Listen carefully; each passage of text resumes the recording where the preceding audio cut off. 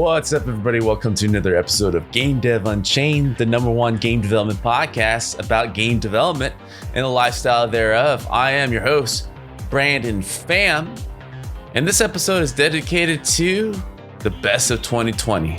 This is a surprise episode, hopefully not too much of a surprise.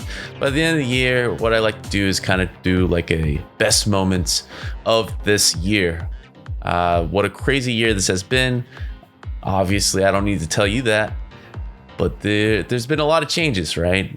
This year was my first official year transitioning from a partnership podcast to a lone podcaster. And I have to say it was kind of tough because it was in a conversation, I would share the mic and be able to rest, kind of think about things. But I'm constantly on my toes listening to guests that I have on. So it's been an interesting challenge, but I think I've navigated 2020 in a way to find some comfort into being that lone interviewer and met a lot of great people along the way. Also 2020 was when I really stepped it up with the GDUX.me conference, the third one for the podcast that is dedicated to 3 days talking to people across the industry from all corners about major issues of this year, and already thinking about what to do for the next year. So last year when we did it, we were trying to break through and transition from physical events to digital events and conferences because we felt like that was the way. I felt that it was important that our industry moved towards a free educational and making it available to everybody, which was, of course, online conferences. And if anything, 2020 kind of pushed everybody into that direction. So there was virtual conferences everywhere that you can assume every company had to adjust and make marketing changes. And I would like to say that I had some help into that, but if anything, I saw the trends going that way. Just fast forwarded this year. In addition, finally cozying it up, made the apartment looking nice. As you can see, had a lot of interviews done in this apartment while I was trying to avoid the pandemic outside. But I want to thank you all from the bottom of my heart for sticking it through, listening to the podcast. We are reaching new heights and a lot of new cool partnerships that I can't wait to announce for next year in terms of 2020 guests. Already cool people are lined up. I already have it booked all the way till March for interviews, and it's very exciting times, and I can't wait to share that with you. You can see this might be a new trend. We might be a new 2 podcasts a week type of show going forward, at least for the next 6 months, because as I was kind of going through all the episodes for making this episode, Best of 2020, I realized I had a lot of shelved interviews that I'd never really released, which was odd. I did a lot of interviews. I think I did over at least 50 interviews, and that's excluding the GDUX.me conference talks that haven't been released yet. So I'm sitting on approximately 20 to 30 interviews that haven't seen the light of day officially on the GDU podcast, and I'm looking to kind of put that out there. And since I'm still booking people and talking to new people every week to stay on the latest trends, that means we're going to have to move to 2 podcasts a week just to kind of make sure that you guys had the consumption out there. So for at least for 6 months, I'll be making probably Fridays, Tuesday and Fridays, a new episode. Hopefully you guys are enjoying the content. To vary it up, it's going to be different segments on Fridays, a little different. And Tuesday are still dedicated to the interviews that you guys are used to in roundtables, right? And Fridays episodes are going to be dedicated to GDUX.me episodes, as well as what I'm doing over at Games Online with Art Boost. So look forward to that. starting next week. I unfortunately couldn't include every interview that I've done. I tried to clip the best moments of every episode, but it was getting pretty long. I mean, this episode alone, as is going to be 3 hours long. So hopefully you guys are buckling up and preparing yourself, and might have to do and finish this on multiple sittings. But it was cool to kind of go down memory lane, compositing all these episodes together. And it really made me feel very thankful that, I'm able to kind of do this and be unaffected by what's happening this year. I had a lot of fun. I learned a lot, and hopefully this will encourage you guys to kind of go through those backlogs this past year and catch up to those episodes, because next year's episode is it's gonna step it up a notch. It's pretty exciting what's coming up, right? First one up for January will be an episode with Joe Walsh, the lead designer on Fall Guys. It was very inspirational and motivational. It's one of the biggest games of 2020, so it was cool to kind of be able to kick 2021 with that episode. So look forward to that next week. One last thing, if you guys have not been able peruse through the new relaunch site of Game Dev Unchained, you should. We are moving on and becoming a media conglomerate, a full blogging site in addition to the podcast. And there's like other YouTube shows aside from Game Dev Unchained. So if you haven't had the chance, go over and check that out on GameDevUnchained.com to see all the best episodes. And when I'm talking about one of my New Year's resolution is to go through over 200 episodes and start blogging those up to become a resource for you guys. In case you can't listen through an episode, you can at least peruse through the best points of that episode in written form. And this is one of my biggest goals for next year. And it's a huge undertaking because 200 episodes, that's 200 hours at least of content that I still need to put up. And it's going to take a lot of time. But I'm fully committed. The website's doing great. I launched it mid-December. And traffic has grown exponentially over 300% just by giving it a makeover. So when you have the chance, go over and check that out. All right, that's it. Enjoy the best of 2020. Episode 214, Crunch Culture in 2020. The whole cyberpunk delay, as I think sprung forth more and more discussion about this again, because somebody that was on that team said, oh yeah, we're going to still be crunching to get the game done by, I think it's like, what is it, September, October? Yeah. And so everybody, I think that kind of spurred everybody to talk about it again. Do you feel like overall, I think like the overall survey, there was like a state of the industry that everyone's kind of doing. Gama Sutra has been doing one. I know EDGA kind of been sharing their news.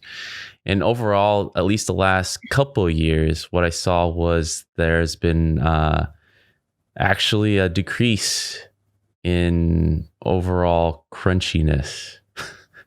So there's been an effect in the last 2 years where developers have been at least conscious of their rights as game developers, and maybe because of the a lot of the expose articles that's been kind of turning a light onto the game industry as a whole has been making an impact. Is this an assessment that you agree, Richard? How do you feel about it? Well, actually, since you gave us a hint and said that you read the Gama Sutra State of the Industry, I just sped read it. I think that so for the people who haven't read it yet, like what are the reasons you believe caused you to work those maximum number of hours a week, basically more than 40 hours? Self-pressure. I personally wasn't working hard and I felt I needed / wanted to. I think like a lot of the video game industry still runs and it will probably always run on the idea that this is an art form. You want to express yourself. You want to get your best stuff out there in front of players. When you think about a game like Cyberpunk with a ton of hype around it, and it's a large box priced game, like you have people who really want to make sure that they get their stuff out there and it's the best that it can be. Whenever I read about articles of crunch like being bad, like the last one I remember was with Grand Theft Auto Rockstar, and yeah, that's another like big ass game that takes a lot of effort and energy, and you really only get like one big shot to make that super awesome first impression and to meet everyone's expectations around your game. So I definitely can relate to that. I think like that's a main reason why like 40 hours plus is still always going to be around. So yeah. Mm. I mean, what are you saying, Ray? No, I'm saying part of it, like, yeah, so some people would like to believe that it's just, I want to get my best stuff out and I need to work harder to get my best stuff out, right? But like when you're on a team like that, even when I saw the same the state of the industry survey where it's like, oh, it's self-pressure, it's I want to do it, right? A lot of times it may feel like that, or you may tell yourself that. But at the same time, it's you want to make sure that you're pulling your weight on the team and everybody else is there late. There's nobody to tell you to go home. There's also somebody telling you that, or somebody setting the schedule up in such a way where in order for you to get your best stuff out, you have to crunch, right? Rather than setting it up in such a way where you can have a time to polish and have a regular work-life balance and still produce high quality stuff, right? People always use like, yeah, we always want to cram more stuff in and make it great, right?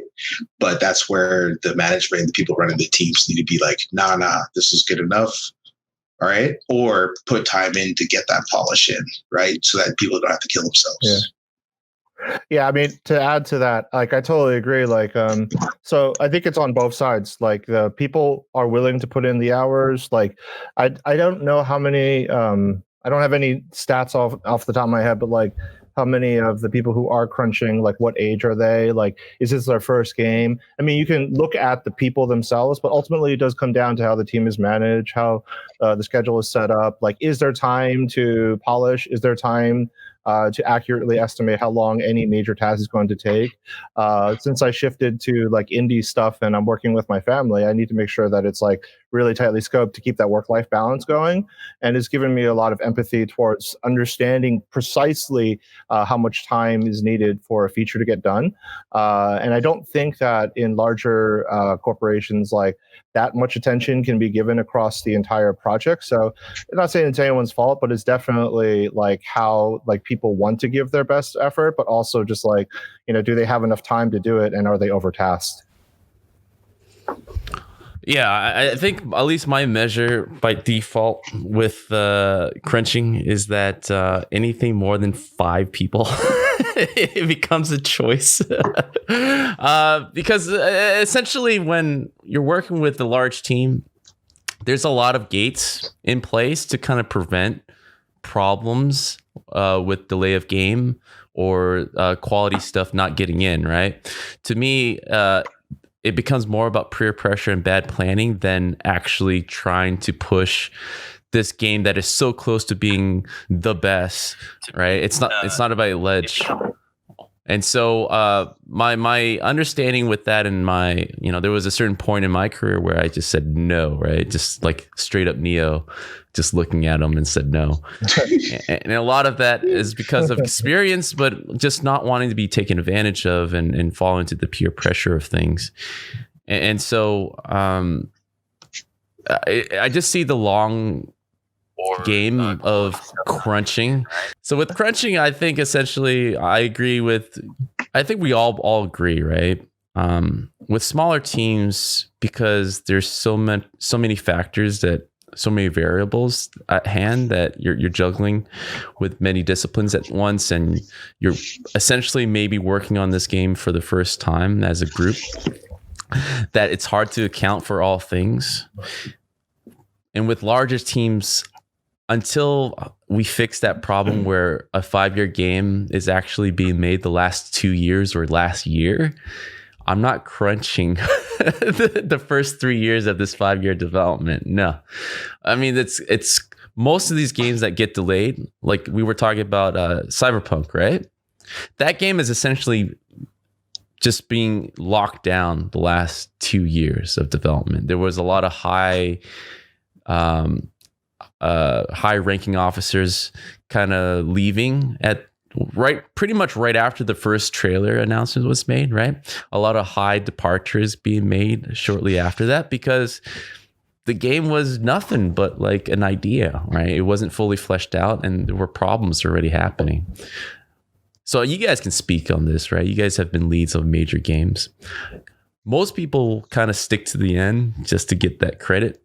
But for you to leave before the game is out and allegedly it's getting a bunch of hype, right? It usually means because of production problems that you just don't believe in or agree with the creative control of what's happening with the project. It's not because it's super tight. At least in most of the cases, correct? Yeah, like for a game like Cyber. Sorry. No, There's go ahead. A delay, so I don't know if you. Oh yeah. All right, so I was gonna say it was like I think like games like that, which have a lot of hype to it. I mean, so much of like what you have to do when you like manage a product like that is like hype it up, and you need to get people excited about it. You need to get people to get invested into it. Like way back then, like pre-sales mattered, but now it's a much different like sort of market that doesn't matter as much. But you still want to stand out. You know, the industry is only getting larger and larger, and there's still more money that goes into these games. People are spending more. Like the spending patterns of like consumers is like always just like increased over time. For a game like I haven't like done like a full analysis on this, but I think like if you were to like make a checkbox of like things on a product that would contribute to crunch, I think stuff like, how long has it been in development? How is it a new IP? Like how much like content is being promised and stuff. I mean, I think there's a correlation that you can draw. I mean, it's not like, these companies are actually thinking about like how their product is similar to other big products and how should they scope their stuff differently.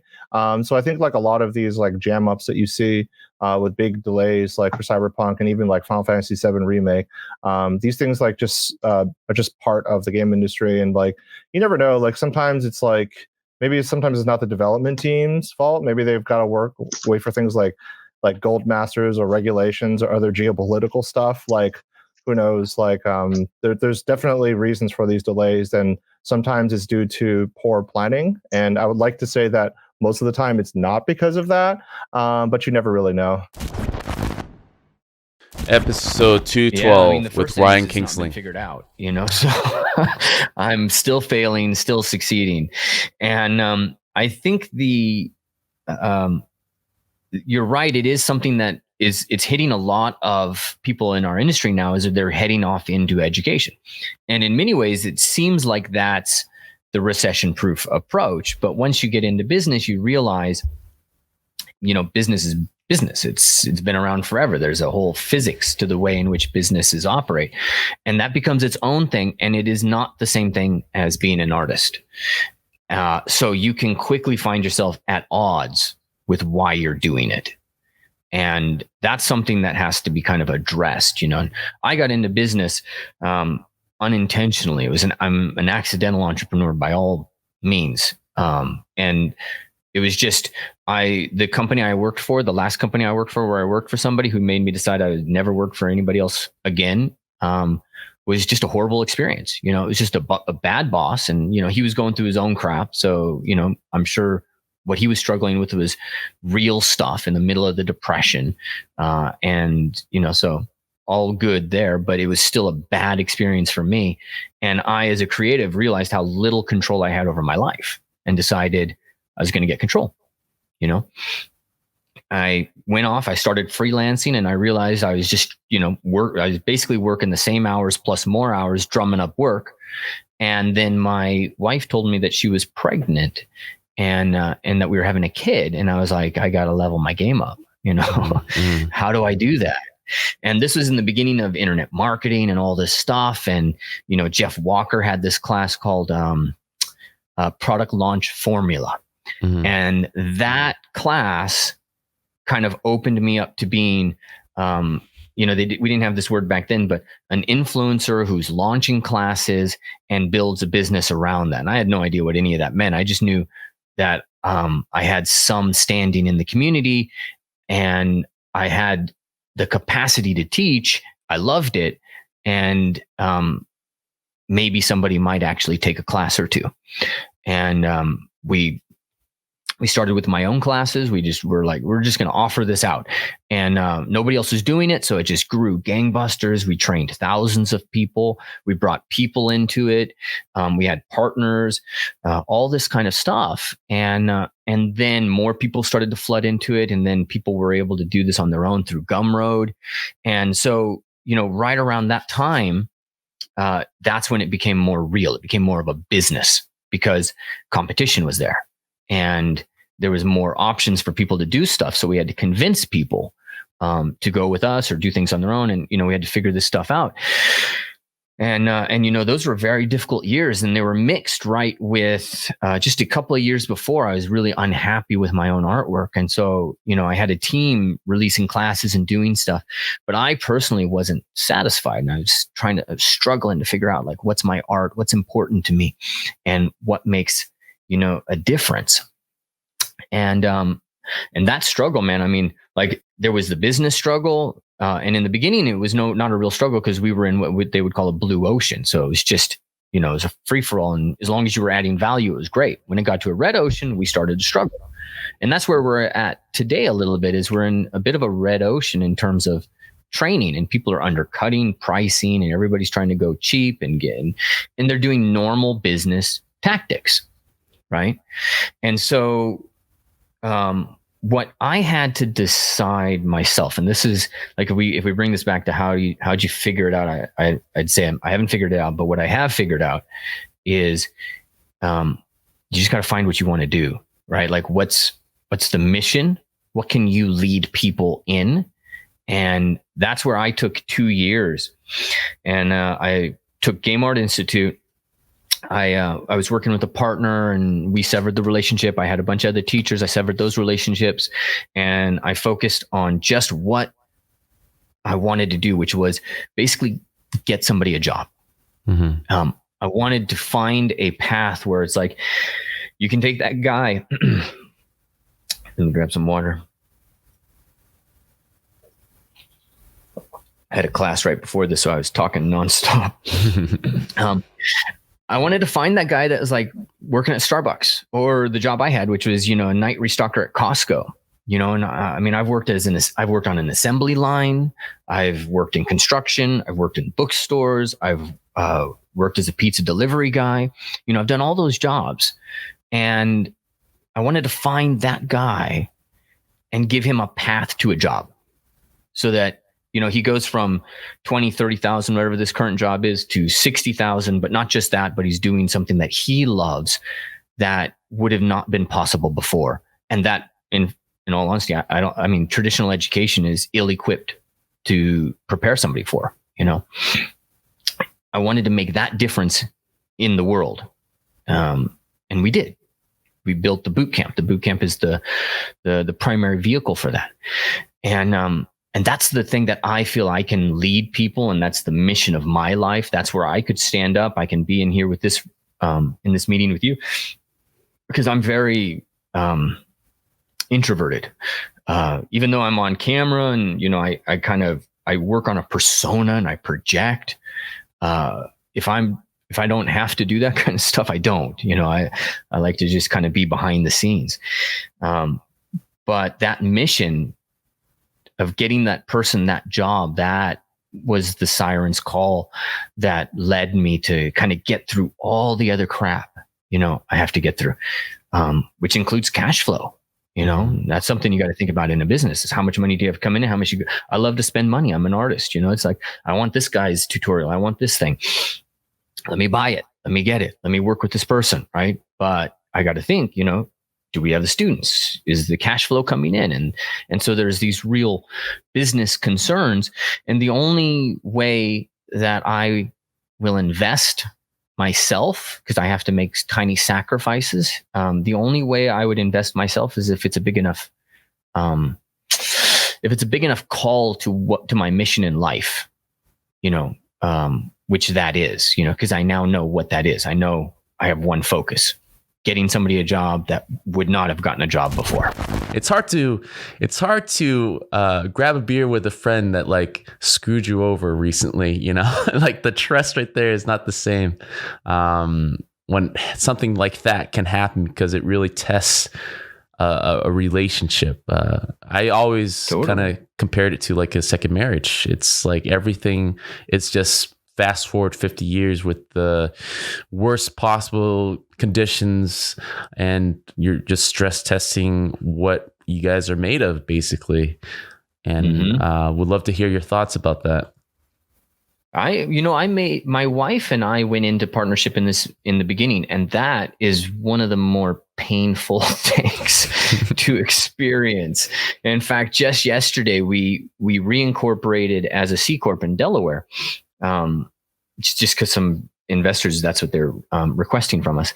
And we exited my wife from the business. So all the shares just went to me, because it's too hard. Like we had to make a decision. What's the better relationship? And obviously the better relationship is husband-wife than business partner. I mean, that was just an ancillary thing.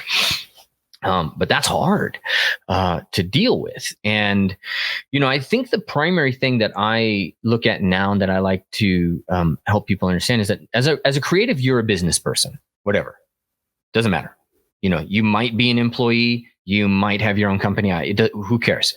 Either way, in today's industry, when the half-life of a skill is probably 2 years now, maybe 3 if you're lucky, and you're having to reskill. If you are focused entirely on you as an artist and what you are a specialist in today, you will be out of a job in 5 years, hands down, guaranteed. I saw it, I experienced it.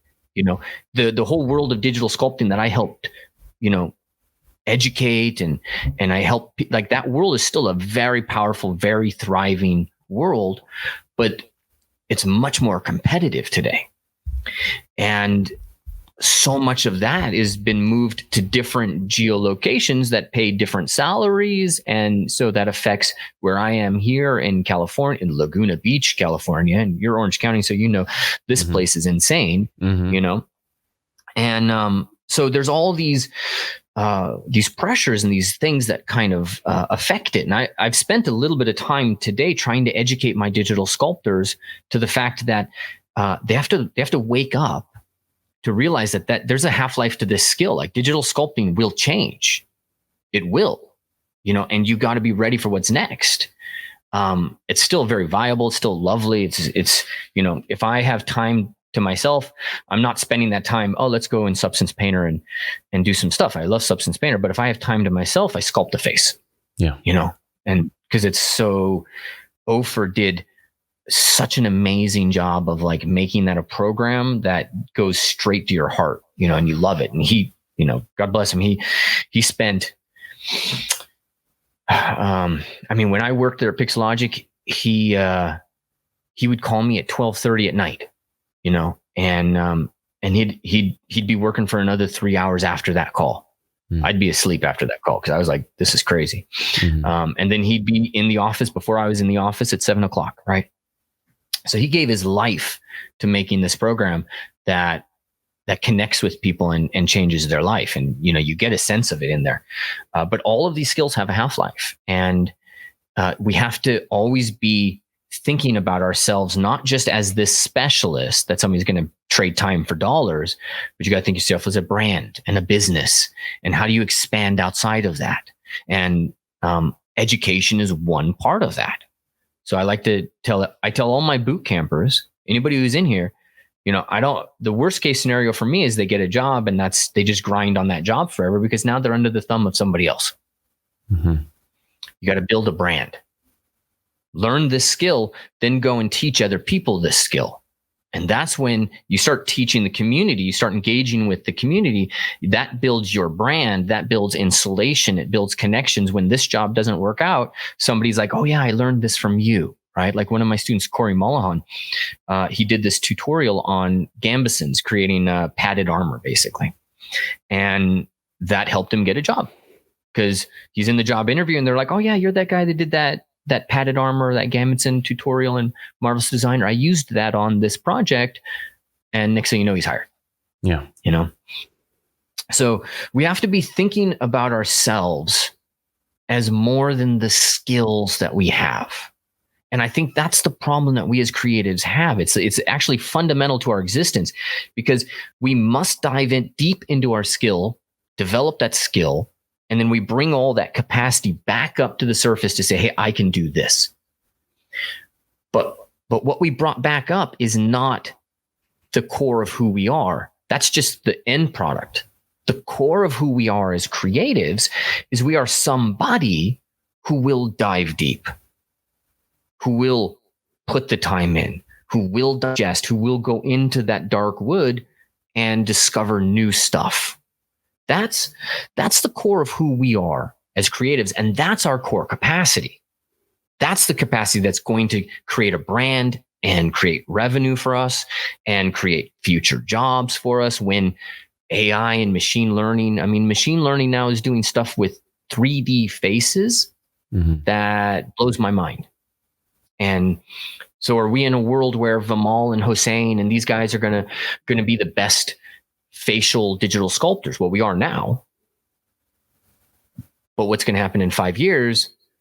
You know, can I just feed a bunch of frames to the computer and it outputs Jean-Claude Van Damme? Episode 215 with Victoria Tran. Other mediums like the movie entertainment business and looking at the game business and how differently we use data. I mean, the movie business is a lot more open with how much a movie's being made, how much money it makes, because there's no way around it. The theaters kind of release the numbers like day of and stuff. Yeah. And so you're able to kind of track that and kind of guess which movies, which time frame would be best for this particular project that you have. Right? Games don't really have that type of thing. Yeah. The Steam thing used to be what was it called, Steam Data or something that was done through Steam Spy. Steam Spy, yeah, was done through a third party, but they shut that down. But that was our best kind of measure before. So I'm wondering, with all the Kickstarter data and all the Kickstarter projects that have been greenlit, has there been a pretty good formula so far to kind of guess, like before we even start our Kickstarter campaign, the likelihood of this being a success is based on the interest that we buzzed before we even start the count off?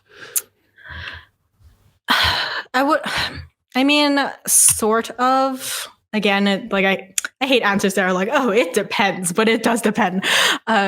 Because some people will announce their game and launch it with a Kickstarter. So they wouldn't have any like community beforehand, or they wouldn't have any marketing or like revealed marketing beforehand until the Kickstarter launches, which was different from Boyfriend Dungeon because we've released other games before. I was hyping up Boyfriend Dungeon for a few months before the Kickstarter. So it was really hard to say whether or not it'll be a success.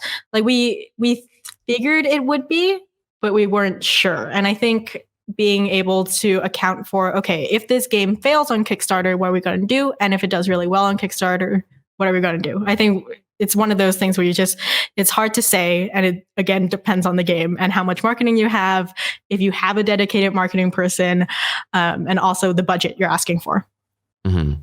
And to get kind of the buzz going before, during, and after, is it through the use of what kind of facilities are you guys using? Is it through social media? Is it a lot of interviews? Is like there's so many outlets now. It can be overbearing, but I feel like a marketer such as yourself, or you're like your industry, definitely has the things stacked to kind of go to the right places and know how to utilize it.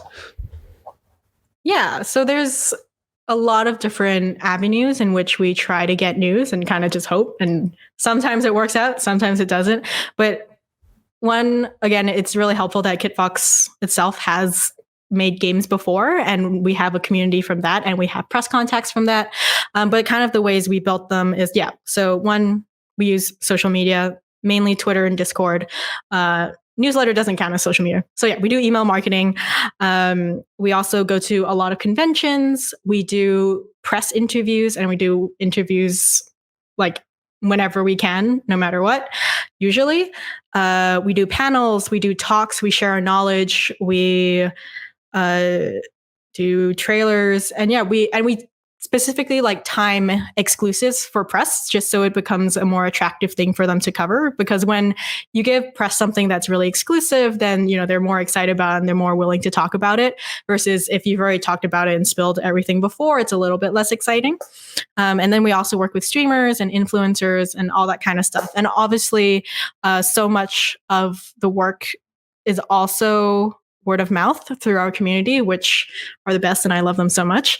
And I think that's kind of the best marketing you can get, when it's just people in your community and fans telling their friends that, oh, this project's really cool, or, oh, I really like this studio, you should support them.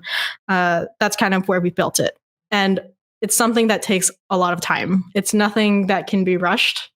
Like, a lot of people are like, oh, how do I immediately get people in my Discord participating and being my fans for life? And I'm like, that's gonna take a while. It's gonna take a hot second.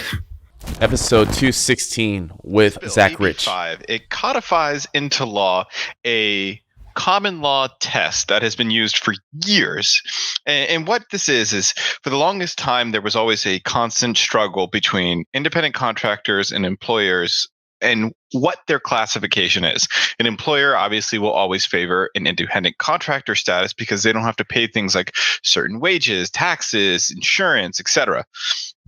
And in some states like California, where there's other requirements of an employee or employer provides an employee, it's significantly beneficial for the company to treat you as an independent contractor. The flip side of that, it's not all bad for the contractor, because you get access to write-offs, you get access to having your own business, you can theoretically pick your own hours, etc. Well, enter the gig economy, which decided to turn everything up on its head. And what I mean by gig economy, I'm talking about Postmates, Uber Eats, Uber, Lyft, etc. And California said, look at all you big companies out there, and specifically targeted ride sharing and said, you're exploiting your workers, you're not paying a fair wage. There was lawsuits filed all across the country trying to reclassify gig economy workers as employees. So California said, enough, we're not going to put this in the court's hands anymore. We're going to make this law. Thus, enter AB 5. Yeah, it's a scary law because, I think I'm more attuned to what's going on because I own my own business and I'm running it, and I live in California. So, but like most people, kind of like how health insurance is kind of required now this year, or else you're going to pay a tax by the end of the year. Most people don't know about this. And it's a funny way to find out about it. Like most laws that get passed, you kind of find out about it when it's too late in most cases, right? So the thing that bothers me the most is that this is something that was kind of built to help all these rideshare type of economies, but it was so generalized. And I think we've kind of talked about this before, that it's kind of affecting all industries without the input and the opinions of these other industries to kind of formulate this law so that it actually makes sense. And so now, correct me if I'm wrong, it's affecting these industries in ways that is causing more trouble than good. Oh, significantly. I mean, if you're a small shop and you don't really have necessarily the funds to hire individuals as employees, I mean, it's very expensive. Just to give you an idea, there's an increase in wage you have to pay. There's a minimum amount of annual paid sick leave you have to do. You have to pay time and a half overtime for anyone who works over 40 hours a week. You have to reimburse employees now for out-of-pocket expenses. You have to provide meals or rest breaks. I mean, these are all things you never had to do with contractors before, and how small businesses and small studios never really had to worry about. And now this is something very real. This is what happens when you have an issue and let regulators solve the problem. Mm-hmm. And the first thought when you hear those type of provisions or things that affects contractors is that a company would most likely not want to hire Californians.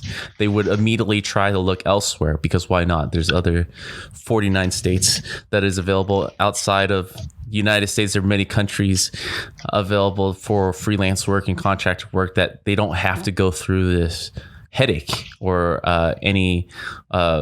go into any accidental errors that can really affect their companies.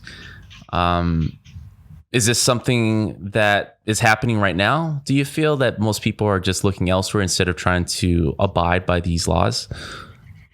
I think it really depends on your level of risk that you're willing to absorb as a company, your size. For example, there's been public statements by Uber saying that they've just are going to ignore AB5. Mm-hmm. And then there's necessarily, I don't want to call them loopholes because that's not really the right term to use, but I was reading the other day that California has seen a significant, we're talking 45% plus increase in newly formed LLCs.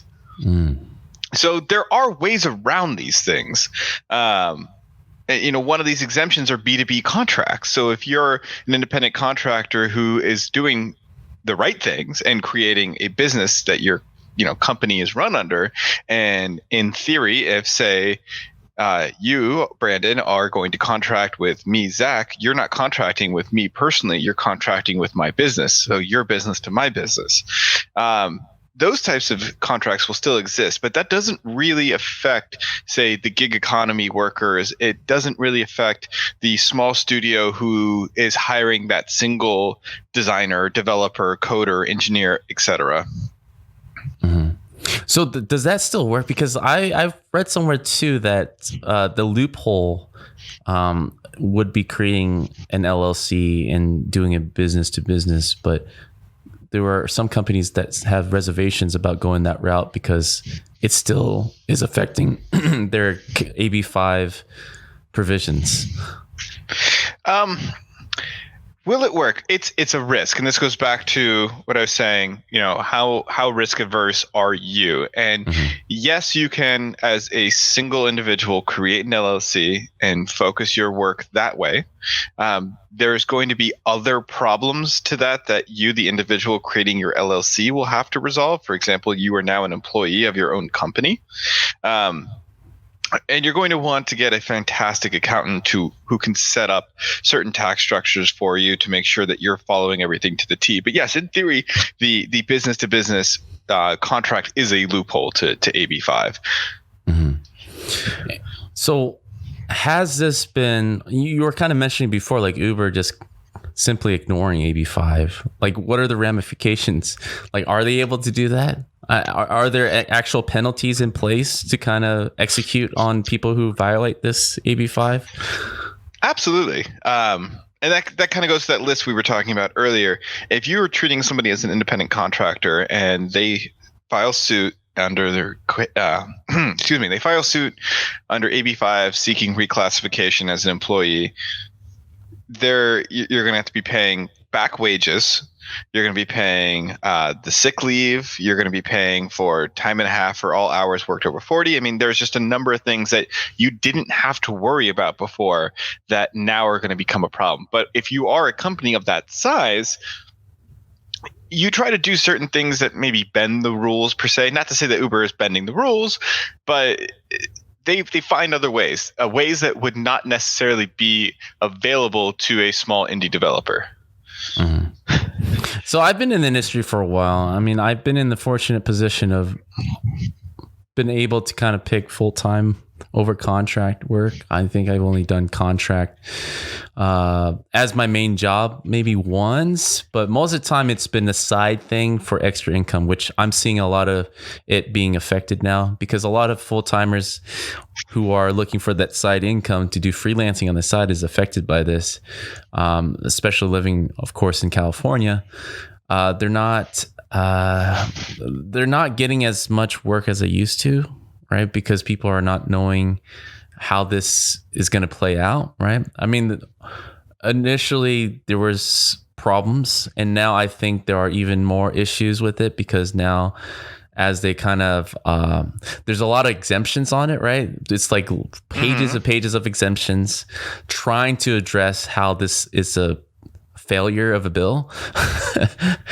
But like, of course, the exemptions are very specific to certain industries because they had lobbyists helping them with that. So of course, game developers aren't really on that list, right? They really have to kind of squint at it to kind of make it fit. And no. Okay. Yeah, I mean, there's graphic designers were on that list. Right. And so, artist roles within the game industry arguably can all fall under graphic design. Mm-hmm. But I don't recall, and I'm trying to find the list to get it off the top of my head. I don't believe engineers, coders, developers were in there. I did see website services. Yeah. So again, take that for what it is. What is a website service? So in theory, if you're doing some sort of development in that respect, I think arguably you could be exempt. Mm-hmm. But yeah, a big portion of this industry is not exempt, and that's why you're starting to see a lot of these LLCs being created. Another piece of the detail that kind of was like a red flag was, this is towards journalism, and it said anything over 35 pieces of articles within a year qualifies you for like not a contractor, but a full-time or that will follow along with this bill, where you can start pretty much kind of following suit. And yeah, so that's, I mean, like that's a really odd number. I think we talked about this before, to kind of put down on paper and say no more than 35. It's not even one per week. If we're talking about contributing to a website or to a piece of work, right? And the big question there is who's watching. If you're doing it through your buddy's website, do you really think that's a risk? I'd be willing to say no. Mm-hmm. If you're, say, writing for New York Times and you're one of the more, say, featured freelance writers of a particular article or opinion piece you do, yeah, I think you have a higher risk of causing problems with the New York Times or being classified as an employee. If you're, say, writing a new article every week or every couple of days, then it's clear, okay, well, they're not just a contractor here. They're providing a very important means to this particular business. But that's not the only sort of way to fall under an employee status. They did codify this test. If you want, we can kind of break down the 3 prongs of the test here. Mm-hmm. So to determine a worker qualifies as an independent contractor only if you satisfy what's called the ABC test. You actually have to satisfy all 3 prongs. To give a little bit of history, these tests used to be balancing acts, where it was, let's take all the things that make you, or at least what the company would argue, an independent contractor, and put them in bucket A. And then we'll take all the things that you, the contractor trying to become classified as an employee, would argue, and put that in bucket B. And we're going to put it on a scale, and a court will sit there and view these different factors. Some obviously have greater weight than others, and determine, okay, well, based on the evidence provided, you're either X or you're Y. Now it's no longer a balancing test per se. It's you have to satisfy these 3 things, and if you don't, you're an employee. So the first, you have to be free from the control and direction of the hiring entity in connection with the performance of the work, both under contract of the performance of the work and in fact. Mm-hmm. The second, you perform work that is outside the usual course of the hiring entity's business. That is a big one, and we'll get back to that in a second. But most of these gig economy companies, this is the part of the test that they fail, is section 2. The third, the individual is customarily engaged in independently established trade, occupation, or business of the same nature that is involved in the work performed. This also is kind of a catch-all. I would say a good portion, if not a 75 plus percentage, will fail B. Those that somehow pass B, and we're talking about gig economy companies, will not get past C. Episode 213 with Richard Khoo. It's weird because I would never consider myself an industry expert, but then like I realized that I turned 39 like more than 4 months ago, so I guess I'm by default an industry. I don't know. It feels weird. I think like that's one quality about trying to make games that's really important, is always to like to sort of stay humble and sort of like always look to like learn how to do stuff. I like really enjoy learning how to make things and how to create stuff that's fun and innovative and like interesting. So that's sort of like, you know, in trying to bring my wife and my brother to build this game, like it was pretty easy to say, hey guys, like, what are some games that we want to make that are that we've always wanted to like make, or stuff that we grew up playing that really inspired us, that, you know, when you're working for like a large company that's trying to like make a mass appeal game, like you have to think of you have a huge XX $1 million budget. You've got to think of this target audience. You've got to plan out your development for X years. And, you know, a lot of things are done very top down, for lack of a better word. Whereas when you're trying to come up with something with a small group of people, it doesn't matter if it's your friends or family, or if your wife or partner or husband. It's like you got to think a little bit like, you got to percolate the ideas from the bottom up too, because you have that freedom to sort of think about it that way. And that sort of turns into top down, because it's like, all right, so what do we want to actually accomplish in the core gameplay? And then we can actually plan out like the bigger picture, which actually is one of the ways that we did stuff for several of the projects I worked on. But those were like within well-established frameworks and stuff. So like, oh, it's a sequel to StarCraft 2, or trying to make like a competitive RTS MOBA, or whatever, like the stuff that you and I worked on, Brandon, which I'm not sure we're allowed to say yet. But the main thing that is important to, because like, you know, for my wife and brother and I, like I have the most experience, so I am like the de facto leader.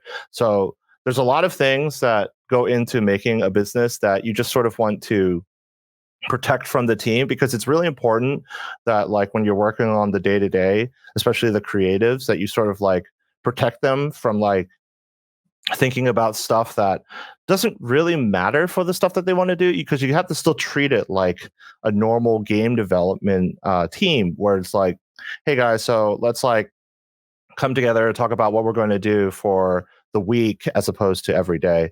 And there's advantages to that, but also disadvantages to it. But then it's like, you know, in the background, I have to think about, well, my lawyers contacted me about having to register trademarks for this. And, you know, we need to get the website up, or I'm going to be talking to some guy on the podcast about like the game development with family. So what should I say and not say about like the trials and tribulations of making games and stuff with family? But yeah, that doesn't really cover it, Brandon. Can you throw me a question so I can latch onto something? No, I mean, you're starting to get into like the meat of the topic here. You're talking about working with family and kind of playing. Well, I mean, it's always going to be a blurry line of like of a team, and then how you talk, which I feel is part of the conversation that's interesting. Where, you know, how do you separate that? Well, let's talk about physical space or remotely, right? Do you guys work remotely mostly when you do these stand-up meetings, or do you guys hang out in the living room and talk? Like so like paint that picture for us. Wife, how does it work? Oh yeah. So like a kind of like a day-to-day sort of thing. Yeah. So as I guess like to kind of tie it back to your original question, as the most experienced person, like there's importance to like the daily rituals. Like in our case, it's more weekly rituals, because we can get a lot of stuff done when we are together. And so we figure out what we're trying to do for the week. And every month, like we plan for like, you know, the next couple months, or figure out what the high level goals are and stuff. Sorry to be a bit rambly, because I think like one of the things about working as a family is that you don't have to do a lot of retros and stuff. Like it kind of just happens organically. So like to answer your question about like the day to day, like it's we already know what we're going to do. My wife and I split duties with like taking care of the kids in the morning. So it's not like we'll go down into the living room and sit down and work. My in-laws, my brother-in-law actually lives in Anaheim, and we live in Long Beach, so we can actually go and visit him like pretty often. Like after this podcast, I'm going to go grab some food and just go drop by and sort of see how he's doing with like some of the stuff that we've already planned. So I think like part of, I guess, like a lot of experience that I have is just like in making sure that you stay connected. Like so it's not really remote at all. Like if I need to ask him questions, I'll ping him on Discord or Facebook or text or whatever. There's like different response times I found out. Like if I use like Discord versus Facebook, so you got to like sort of measure that as well. And like I'm with my wife pretty much like all the time, so you have to like always you have to again treat it like work-life balance. Like that's really important to not like talk about work after like some time like past like 10 p.m. or 11 p.m. But even then, that's still sometimes like we have something important that we need to talk about that we couldn't talk about because during the day we're like taking care of the kids or like running around doing errands and stuff. I think the big secret about this is that our parent, my in-laws actually can take care of the kids on Friday evenings and all of Saturdays. So that actually gives Annie and I time to like go out on a little date for just the two of us so we can catch up with each other, but then also like work all day on Saturday and some of the time on Sundays so that we can actually get a lot of heads down work. My brother, since he doesn't have any kids yet, I don't know, he can actually work on the project like pretty much full head of steam, like almost every day. But he even balances it out so that he only works from like around 9 or 10 a.m. in the morning to about 4 p.m. in the afternoon. And then he just sort of like chills for the rest of the day and like plays music, plays games, hangs out and stuff like that. And that's where we usually can catch up with him. Like after the kids are done school in the afternoon, we'll go like we're over Anne's parents' house and we're like talking to him and talking to like sort of just catching up on the project. But if you think about it in a normal work setting, like you have all of these like and sorry, like I'm usually better at structuring all this. I just haven't thought about it in a long time. So I guess it's interesting. You'll have like daily stand-ups.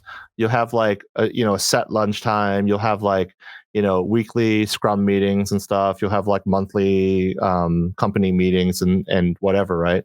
In this case, as a family, like you're just sort of like figuring out ways to balance doing work with your normal life as it is. And you're sort of like, the way our family works, like we're always like with each other, like very often. So it's not really a question of how to do it in a way that works for day to day. For me, I realized that it's better to plan week to week and sort of just let, Annie and Vic figure out like how they want to do stuff, because I don't want to micromanage them. Like that's actually generally what you don't want to do anyway, which is something you learn in nowadays. People are very empowered to just do their work by X date, and it works really well with family because like we don't have to spend time like talking to each other trying to resolve issues or anything like that. We're a family, and we're all in this together. So we're not worried about whether someone's like committed or not, or whether someone's passionate about a thing. And we know each other's like, strengths and weaknesses like inside and out, because like we live with each other and we can talk about things. And, like my brother and I used to work together at Wargaming. Andy and I have worked together on a lot of creative projects before. So it works out pretty well like that. Episode 232. First month Epic when versus Mobile was 100 mil. So of course it had climbed tens folds, and they're kind of hiding behind, I feel, a barricade of the people right? Where they're saying like, we're doing this for you guys.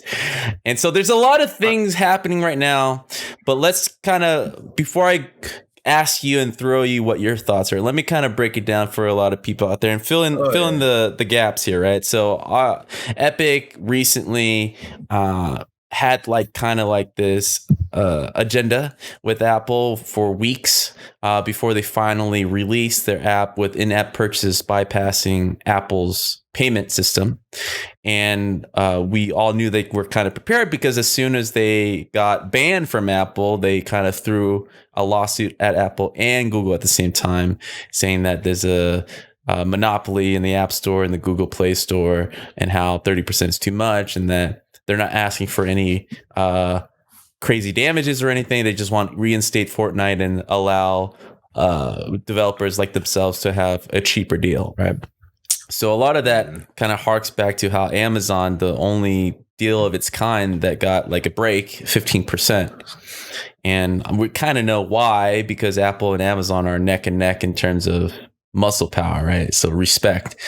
So Fortnite, even though it's one of the biggest games ever, is nowhere near where Apple and Amazon is. And the last time I checked, that's a $2 trillion, flex from Apple. So like Apple can literally buy Epic tomorrow if they wanted to, which would probably be cheaper than just going through with this lawsuit and paying everybody to do that. That's their Trump move, right? So I think that's a little vague overview of what's going on, but I want to throw it over to you, man. What are your thoughts as these things are happening one after another? Yeah, like normally I'm on the side of the people on this, right? Like I do believe that Apple can charge less of a cut. Yeah. Right. On iOS, right? So for the in-app purchases and for their payment system, they could take less than a 30% cut. They really can, right? They can afford to do that. But when it's a big, rich company complaining that Apple's doing this, when Apple has already done this to other bigger and richer companies, yes, I'm like, man, you need to calm down, right? That's basically where where I'm at, right? Like, I'd rather be the little guy. Like, and this is not the first time this has happened. Like Epic is flexing a bit more because they have a bit more money than, say, the Hey app was a big point of contention. There's this email app that came out called Hey for at least a couple of weeks. They're going back and forth with Apple over their terms because they allowed people to sign up for their subscription inside the app, but were kind of bypassing Apple's payment system, right? And Apple was like, nope, can't do that, sorry. And so they worked with Apple and they figured out a way of that was seamless and not horrible for their users in order to get their users to sign up for the subscription. But they're way smaller than Epic, right? Epic's like, no, we're not going to take this anymore.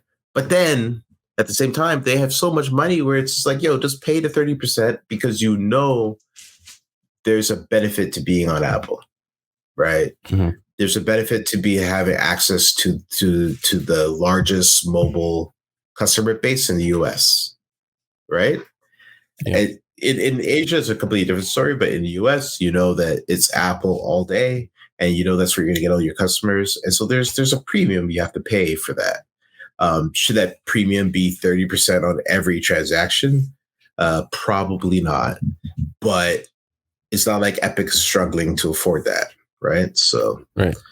That's kind of where I'm at with it, right? So. Right. So the grounds of what they're fighting on is the monopolistic app store where Apple owns everything, like you said. Therefore, the government, it sounds like they want the government to step in since the lawsuit, but the government kind of did this with all the tech companies like a couple weeks ago, right? With nothing to say. Like all they proved was they got a little smarter in asking questions, but they weren't really pushing these tech companies to do anything that they were used to be able to do. With Microsoft was the last big split that I've remembered, where it was forced to. but it's been what, 2 decades? But this is not really monolithic practice. It's not really monolithic practices. And then people were also mentioning consoles, right? Because if you ship your game on an Xbox or on a PlayStation, you have to pay a fee to ship. There's a percentage that they take, right? Yeah. Because you're getting access to a customer base that they have cultivated, right? And so there's cost there, right? And so like it's not even and then you have your platform that you're building. You have the right to say how people will use your platform. All right. So if you're like, hey, if you want to do payments, do it through us because we will make sure it's secure. Right. So there's the security, the safety aspect, which I think like it's like Apple will use that as a way of justifying 30%. I still think it's a bit overblown. Right. Like you want the safety and security. You don't have to charge 30% for it. Right. But Apple has every right to do whatever they want on their own platform, right? And you can't come onto somebody else's platform and tell them you can't do that. And I want to punish you for your success because you have a large customer base, right? Yeah. So I kind of did like a warm up for this, right? I'm more on your side, but kind of checking the other side right here. In the Discord channel, there was quite a conversation, and I think the people generally sides with Epic. Obviously, it sounds right, morally correct. But the business side of me is like, yo, get off my lawn. It's like to me, the comparison I keep going back to is like, if I'm Walmart and you're Clorox and you come into my store and then suddenly tell me how I should conduct business and what my percentage take should be, I'm going to tell you to get out of my store. Like, there's no incentive for me on the business side besides moral obligations, quote unquote, right? Because that's still iffy ground because Epic it's another rich billionaire company, right? Just not as rich as Trillionaire, but it's another rich kid yelling at another rich kid about what to do. So for me, it's always been like that. Even on a more personal level, you come into my house, right? Just because I use one of your things and you tell me how to arrange my whole house. It doesn't make any sense, right? So history shows that it never works that way. Yeah. Yeah, no, it gets worse when you think of it like it's such as it's what is it? It's like, say it's Walmart and Target is coming up into Walmart and saying, you know what? Like, I don't want to sell my stuff in your store. I want to build my own store inside your store. Right. And I want to sell my stuff in my store in your store. And exactly. Walmart's like, yo, I pay rent over here and I have all these customers coming to my store. And then Target's like, nah, I just want to build my own store in here. Screw what you're doing. I just want to make my money and I want to take it with me and I'm not going to share it with you at all, but I'm going to use your floor space. You know what I mean? And then Walmart's like, nah, I'm not going to allow that. And then Target is like, well, fuck your floor space. I don't care. I'm gonna sue you now, right? Like, that's what's happening, right? And like, I totally agree with you, man. Like, I don't know why I'm thinking. Maybe I can throw some Asian history, right? While like World War II, China and Japan was in a war. Japan was buying up land in China, claiming that because they bought these land that they can make up the rules and laws within those proximity. That doesn't make any sense. It's still, the country of origins, law and order, right? So I don't see any example where on Epic, like the thing that I keep bringing up too. Yeah, go ahead. Let me finish this thought real quick. Yeah, go ahead, do your thing. Yeah. So the funny thing is Epic kind of had a similar fight with Steam, right? But they did the right thing. They opened up their own Epic store, right? Which was commendable, and they're creating their own ecosystem that they feel is the correct way of doing it, right? I think that's the best way to respond to a system that you don't agree with as a business, right? I guess for more obvious reasons, even though Steam is not as, I still feel Steam is pretty strong in the PC market, right? It's the spot for PC, but not quite as much maybe as Apple and Google kind of owning the App Store, right? But even then, I feel like it's so crazy that they're going down this route when they just proved about 6 months ago how to go about it correctly, right? And it seems like because they're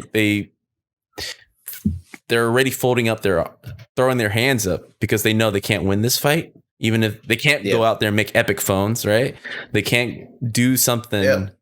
I think there were some instances where they tried this with the Android devices, right? They were trying to make some Fortnite deals with manufacturers like OnePlus or certain phones, but Google kind of put a stop to it, saying that you can't have these phones be pre-installed, basically.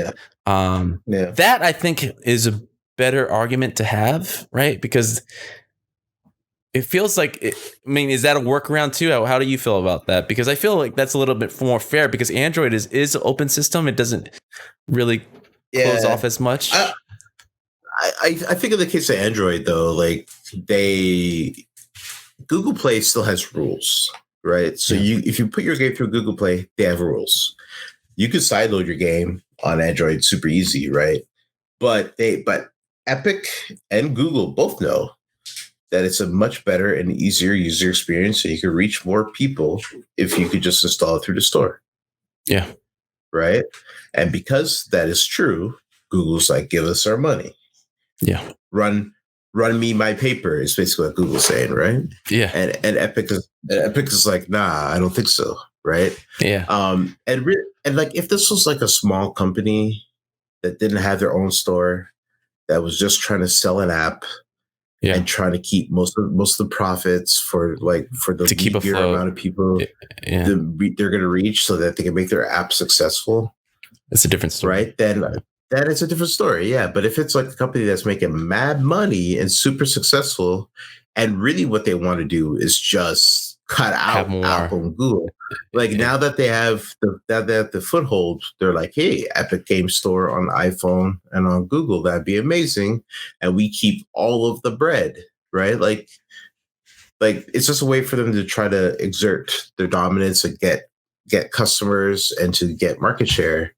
It's not like, but then it's being painted as a move for the little guy and for the customers. And like, I understand how the customers benefit, but Epic benefits way more. Right. Oh yeah. I think that's that's what's keeping me. It sounds very disingenuous, basically. Yeah, that's exactly it. I think that's why I'm so apprehensive to kind of give Epic its time to shine with this whole ordeal. Like there is a lot of gamers and even I think new developers that are kind of like, Epic is on the right, so let's do this, right? But for me, like the more jaded senior side of me is like, come on, guys. We like in my eyes and in my mind, I'm seeing my boss of every AAA job, and I'm seeing the greediness in their eyes, hiding behind the people, right? I think it's just the oldest way to kind of get your way. But like, even the execution was so stupid, man. Like they came out with it was a cinematic. It was perfectly stupid for my reason, for this reason, right? It's a cinematic, right? Made in like freaking sequencer by a few artists, and this is just their off time when they're not making billions off of Fortnite, and they just made it thinking, geeking out over themselves, saying this is going to change the world, ha ha ha. And that's their campaign, free Fortnite. It's like if there was any war, would you round up the geekiest 10-year-olds, maybe 20-year-olds, as in your court, stack them up in your corner to fight this fight for you? It's like, how are they changing anything, dude? No. Honestly, it was a troll. Let's just be real, right? It was basically Tim Sweeney's like, okay, we're gonna do this. Because like under the covers, like you saw the emails under the covers. He sent an email. He's like, guys, allow me to do this because I don't want to pay the 30%. And Tim Cook was like, hey, lawyers, handle this guy. Right. Like, so for the listeners who don't know about this, there were like weeks and weeks of emails before the final cutthroat move that Apple did. Episode 220 with Zeng Xiancheng. A small team together before going solo. 你有没有试着去找一些人来帮忙你做一个找一个团队来帮忙你，或者是找一些人来帮忙你做这个游戏。对，这个想法当时有过，但是当时我开发 Bright Memory 是在工作的业余时间，所以说会更偏向于独立制作一些。当然后面还比如说类似下一款作品的话，可能会去寻求一些其他的一些团队人员去帮助。但是 Bright Memory 这款游戏的话，尽可能是由我个人去独立完成剩下的工作。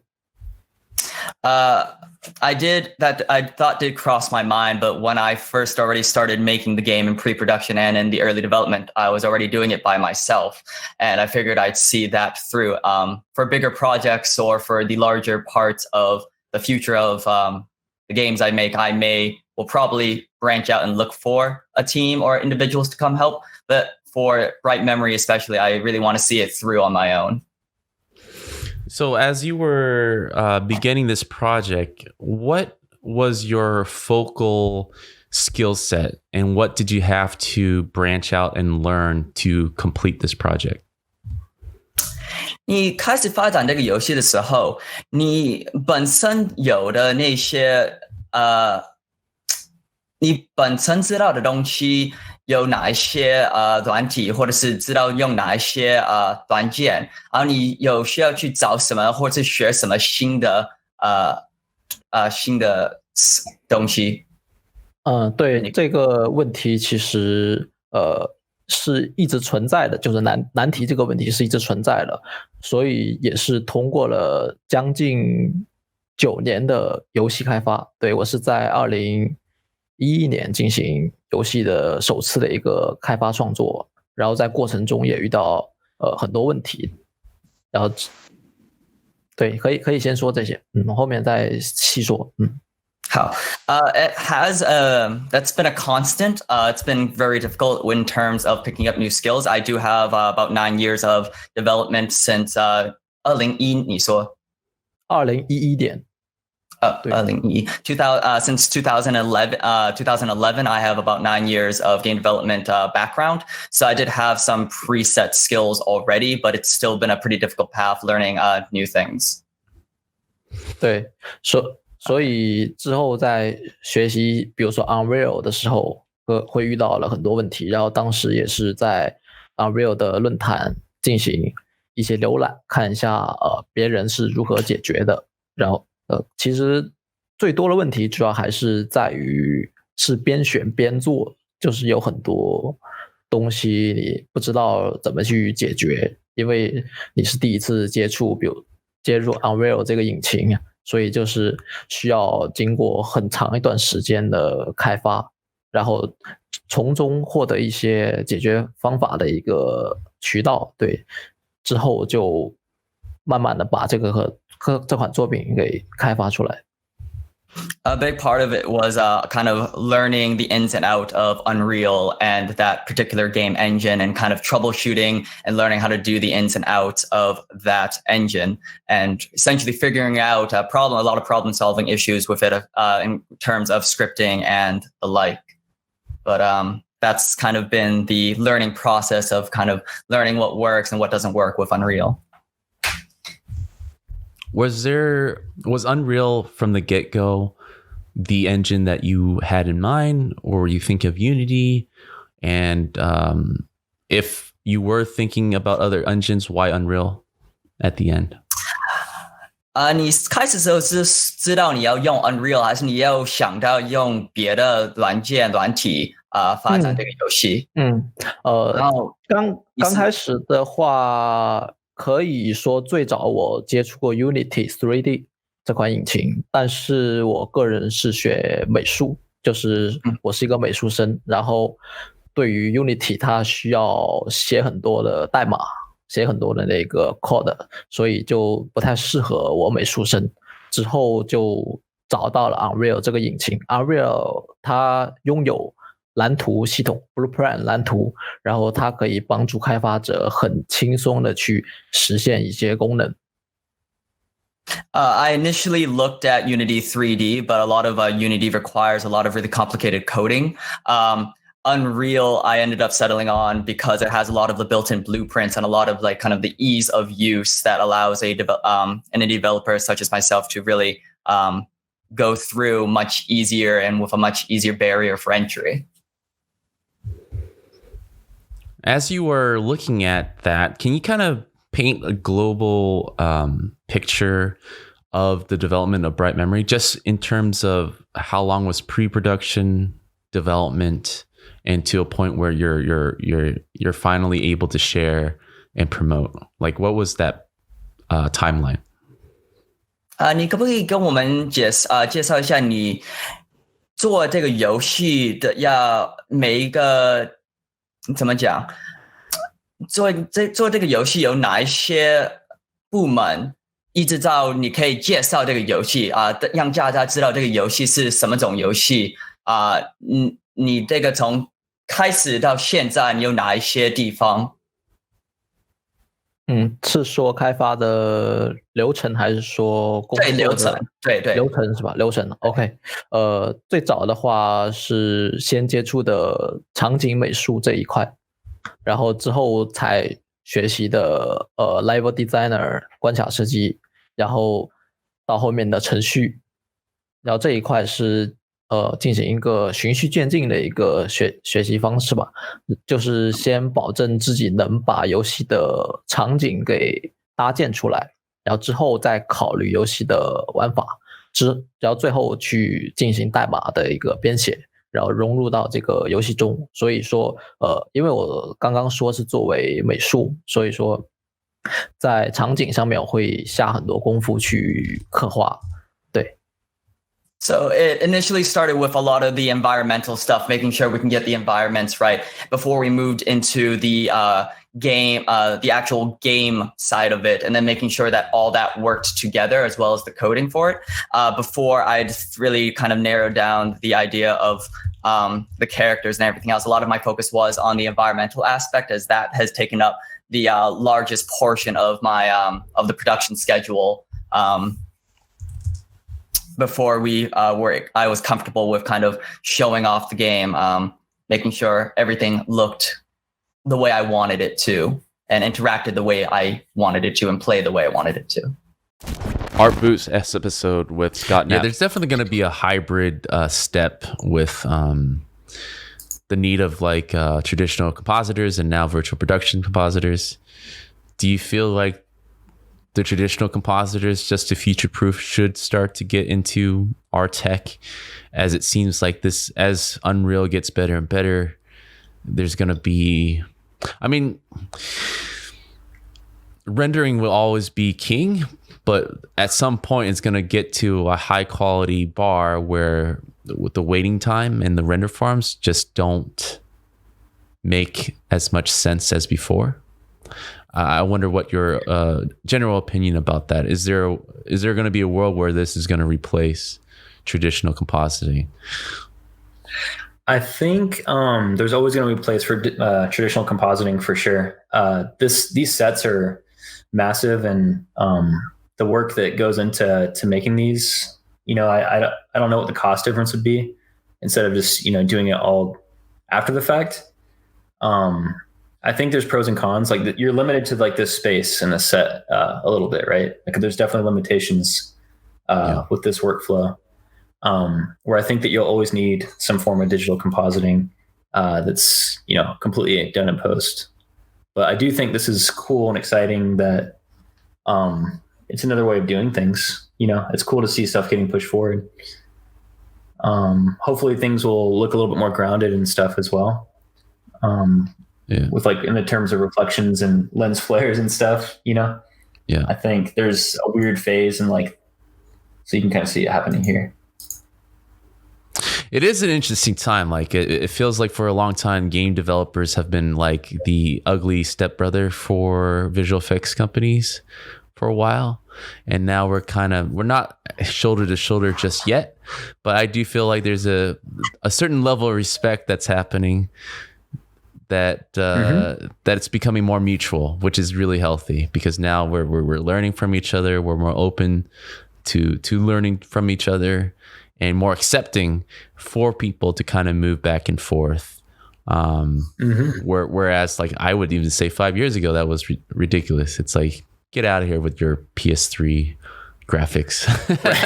It's like, I don't need. Yeah, I mean, I think it's a little bit of both. Like I've heard that on the game side too. Like might throw a resume somewhere to someone and they're like, oh, it's just he's only worked at Disney and ILM, like he's never worked in video games. It's like, yeah, but like look at his art, it's super good. I'm sure he can figure it out. Yeah. But there's like that kind of stigma as well that, oh, they're going to come in and have million poly characters and stuff. They're not going to know what to do. But I think people can learn and people can adapt. Same with a game artist going into film. Like if they want to transition into film, I think a lot of the same theories are similar. It's just technical specifications are a little bit different, but that stuff can be learned. I think people get a little bit intimidated by that. And in some cases, people have been burned by putting trust in someone from a different industry and it not working out. But I don't think there should be like a straight up stigma where you're like, I'm not gonna, even take a chance on someone because of this. I think that's stupid. Mm-hmm. But I do agree. I think now that games are looking better, I think there's like a fascination with people in film, like, oh shit, how do they do that? Like this looks so good, And that's like, because we're used to rendering shit. Like I had some shots that would take, 24 hours per frame on the render farm. Yeah. That's per frame, 24 frames per second. So stuff took forever. So being able to see things run at 30 frames, 60 frames per second, and it looks like not as good, but close is like super exciting. What do you think is, in years of difference, maybe in a couple of years, what needs to be done so that bar of it doesn't look as good, it's good enough, but like to a place where you feel like, this is better than sitting 24 hours for one frame, where the average consumer won't be able to tell. I feel like right now the average consumer can't tell. It's mostly visual effects people, just like masturbating to art, basically, right? But like for sure, dude. For you personally, where do you think what needs to be done within the pipeline? I mean, ray tracing is already on board. It's not there where it's widely adopted. It's not in games everywhere yet, but it's getting there. What else? What other tech needs to happen for us to be like, okay, it's here. We don't need to wait 24 hours anymore and wait for to reach the graphics that we need. It will be a difference to the trained eye, but we're here where we're okay with doing this real time. I think when we get to the level of destruction you can do in like Houdini and stuff, I think that'll be a big one. If you can have that many polys and be able to bring in like caches of like such density of having like a skyscraper collapse or something like that, for example, and bring that into the engine like you would in a feature film where it's like millions and millions and millions of tries, and not having the game engine poop its pants. I think that will definitely, we'll be able to start doing more effects in real time. And then for lighting, ray tracing is pretty good in Unreal right now for shadows. So you can have ray trace shadows from a light, and that's pretty solid, but we're still not there with the global illumination. So the bounce light, that stuff is still pretty janky and it's very expensive. Like you're not going to run at frame rate for a game with their GI right now, unless you have a super beefy computer. And then same thing with reflections, translucency, all that stuff can't be ray traced like you would in a feature film yet. They do have like some forms of it, but for example, with the ray trace reflections, I think there's like a limit on how many times it can bounce a reflection. So if you had like, 6 chrome balls next to each other, they would only reflect each other's reflections so many times, then it would terminate to black. Where in like a pre-rendered thing, you can set that number super high and just wait for the render. So I think we're getting there. But there's just technical limitations still.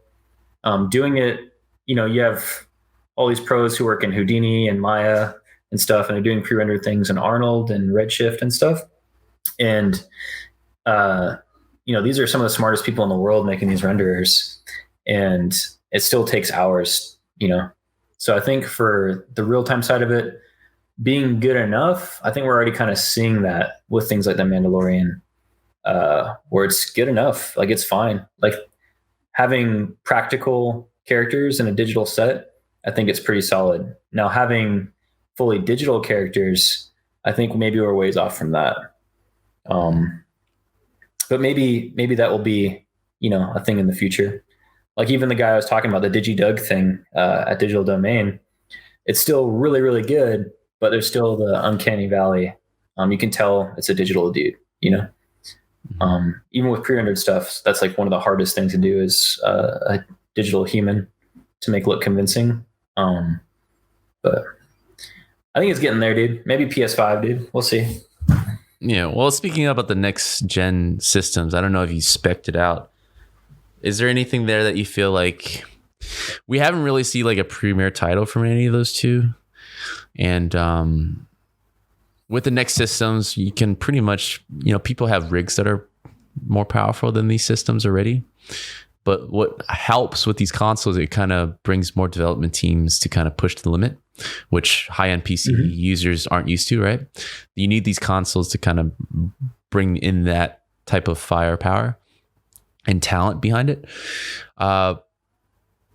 Do you feel the next system is gonna really push the bar? I mean, what type of tech upgrade do you feel besides maybe ray tracing getting better and more optimal for GI, especially on the Unreal side? They're still wrapping their heads around that. I feel Unity is actually probably doing a better job at figuring out that type of tech. They have a really talented team, but a lot of these games were still using light maps, and it's like it's like 2008, man. Light maps is like most like AAA companies don't even use light maps outside of Unreal anymore. So what were your thoughts about that? Well, there usually is some kind of baking process that happens for most games, whether that's baking spherical harmonic probes that are, they might have like a diffuse term and like a specular term where they're like providing that lighting information at a given space, and those just interpolate between things. Or you'll have like the traditional light maps like you do in Unreal Engine, or a combo of the two. Like in Unreal Engine, you have volumetric light maps, and those are kind of like spherical harmonic probes. What those do is like give movable objects like the indirect lighting information so that they look like they're receiving some kind of bounce light or shadowing and stuff. So I think maybe with the new systems, if we do go more ray traced, we don't have to do as many cheats and bake as much, which would make things a lot more dynamic. Like I could see games becoming a lot more dynamic. There's a lot of when you have to deal with baked things, you run into issues where it's like, what's a physics object and what's not? Like, why can I blow up that barrel, but I can't knock over that Coke can that's on the table? It's like, oh, because that's baked. Like we want that to stay static because it's cheaper and the lighting looks better. So you run into those kind of issues where I think physics is really bound right now, and I think physics stuff is going to get way better with the new platforms. Lighting for sure is going to get a lot better, and I think level streaming and the way that the engine's able to handle like huge open spaces and stuff is probably going to get a lot better too. Episode 230 with Nadav Ashkenazy. I think that it's quite interesting because, first of all, just like you said, I think that the advantage of mobile coming last to the party of games is that it kind of shaped with the most advanced, call it processes or technology or ecosystem around it. And even if I go further, and we will focus even on let's say the trend, the latest trend on mobile games, which is hyper casual in the past 2-3 years. I think this even took it even to the more advanced extreme end that you can have for using data to take any decision, and maybe just to share, for instance, what we're doing in Supersonic to show how true what you said is. So we are working on several games simultaneously, and we are trying to release a new game every couple of weeks, and this is the more hyper casual ecosystem. And the first thing that we start with when there is even just a concept for the game is to build a very, very, very, very minimal MVP and to upload it for a marketability test over Facebook with untargeted audience to understand the CPI and the marketability potential of this title before building the game. We probably have like 3, 4, or 5 levels top in the game. It's not even a game. It's just a couple of levels into a Unity project. But what we care the most about is to see how marketable the concept, the game is to users, and what will be the CPI. And 96-97% of the concepts are being killed after this very, very initial test. This is why we also recommend not to build an advanced product in this stage under the assumption that 97% of the games won't survive this initial test. And the goal here is exactly what you said. We don't want to work on a title for weeks, months, or years, and then to find out that users don't like it, either from the marketing perspective or from the product perspective. And we always look at these two different hats because in our eyes and in hyper casual specifically, in order to generate a big, profitable, scaled hit, it needs to be marketable and it needs to be a good product. It's two different areas. Many times we see great games with super high retention and playtime and ARPU and many good KPI that we measure. But if the marketing side is not working well, if the potential audience is very, very limited or the CPI is very, very high, it probably won't be able to be scaled to the size that we are looking for. And therefore we always start with a marketability test on a very, very, very early stage. And if it's not there, we just kill it. We just kill it after it was a concept and with few levels, and we move into the next concept. And we are testing several concepts a month under this methodology, only measuring CPI, CTR, understanding the user behavior to the ad itself, not even to the game. We don't really care how the user will behave within the game, what will be the retention. We don't care because there is no real game. It's just a couple of levels that are being looped, because the whole idea is to generate something that can have an ad to understand the marketability potential first.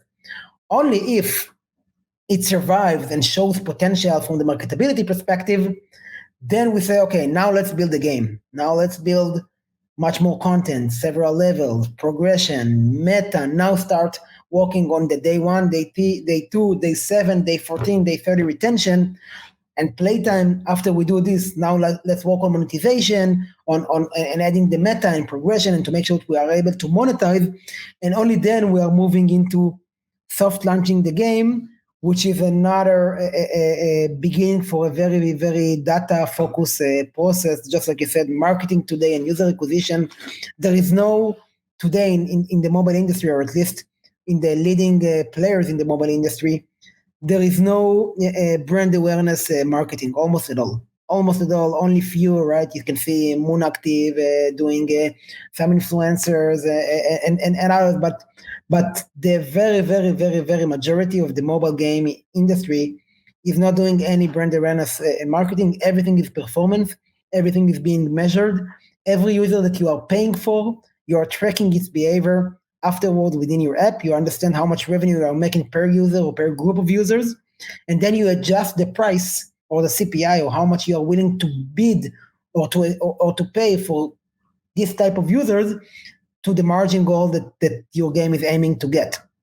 So I can't agree more that today, at least, whoever is doing it right, taking all of their decisions based on the data, and the mobile ecosystem allows you to do it. And this is what's great about this ecosystem, because it was built on the right way, with tracking companies, with MMPs, with everything needed, with analytics, with the ability to understand and to analyze the ROAS, return on ad spend, ROI, behavior, LTV, ARPU, versus cost and CPI of each user in your game. And we are going in the most granular level after we are publishing a game or launching a game. We are doing our user acquisition in the most granular level possible, meaning that we are monitoring the ARPU and the LTV of the most granular level of users, from app source to device to country to city to whatever possible, in order to try to predict what will be the LTV of similar users that we will acquire tomorrow.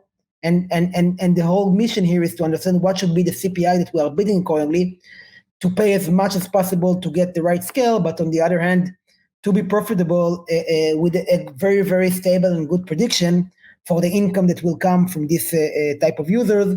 And if finally you are hitting the margin goal that you aim for, it means that you did very, very, very good job on analyzing the historical data, predicting the future, and bidding accordingly. If you are not hitting your margin goal for good or for bad, either your margin is too high and you missed potential scale, or the margin is too low because you predicted you're too optimistic about your prediction, then it means that you are not doing good enough job on analyzing all this data and taking the right decisions accordingly. Episode 217, Stadia and Cloud Gaming. Indie games that are coming to Stadia. They announced, what did they announce? EA, the last Star Wars game, Fallen Order, Jedi Fallen Order, whatever. That is available. This will be available in Stadia now. And what else? PUBG is going to be on Stadia. Those are kind of the big takeaways. FIFA, Madden are going to be on Stadia. And then they showed off a bunch of indie stuff. More variety, kids, co-op, multiplayer games. So yeah, they're swinging for the fences, right? I think I'd be a little bit too strong. It's not exactly swinging for the fences, because like a lot of those games, I'm kind of like, I don't know. But I'm not too excited. I'm not too excited about a lot of these games. But I think they're trying to beef up the catalog, right? Trying to beef up the catalog. This is where I feel it was a mistake. I mean, this guy's face right here. I think I made fun of this guy enough. I've seen this guy's face at every single console, right? We're talking about initially Sony. He had a weird stint at Microsoft, which was, and now he's over at Steam. I'm not gonna hate on this guy. Like that's OG shipping consoles over many years, right? So But bro, there is about being the front man of a competing product that just devalues the product, right? You can't be at Tesla and say Tesla is the best car in the world, and then next week I see you over at BMW saying no, this is the best car in the world. It just leaves a bad taste in consumers. Hey, how can I trust you? Sometimes things happen, man, and you got to keep it moving, right? So. Yeah, well, that's why Nintendo didn't have them, because they understand good PR. But right, so definitely giving away 2 months of Stadia Pro, so you could get a bunch of free games with Stadia Pro, and then they made a bunch of announcements, Doom Eternal, Yeah, sure. I got a taste of the 2 months Stadia, right? It popped up in everyone's email. I think it was a smart marketing decision for sure to at least have people try it. I logged on for about 2 minutes. I looked at their catalog, and then I immediately unsubscribed. Yeah, dude. No, I said it already with Magic Leap. I'll say it again. Content sells, man, and they have some stale content on there. They have stuff that is old and people have already played, and you're not going to get a whole lot of people attracted. They are working on first party brand new stuff, and when that stuff hits, maybe it'll be successful, right?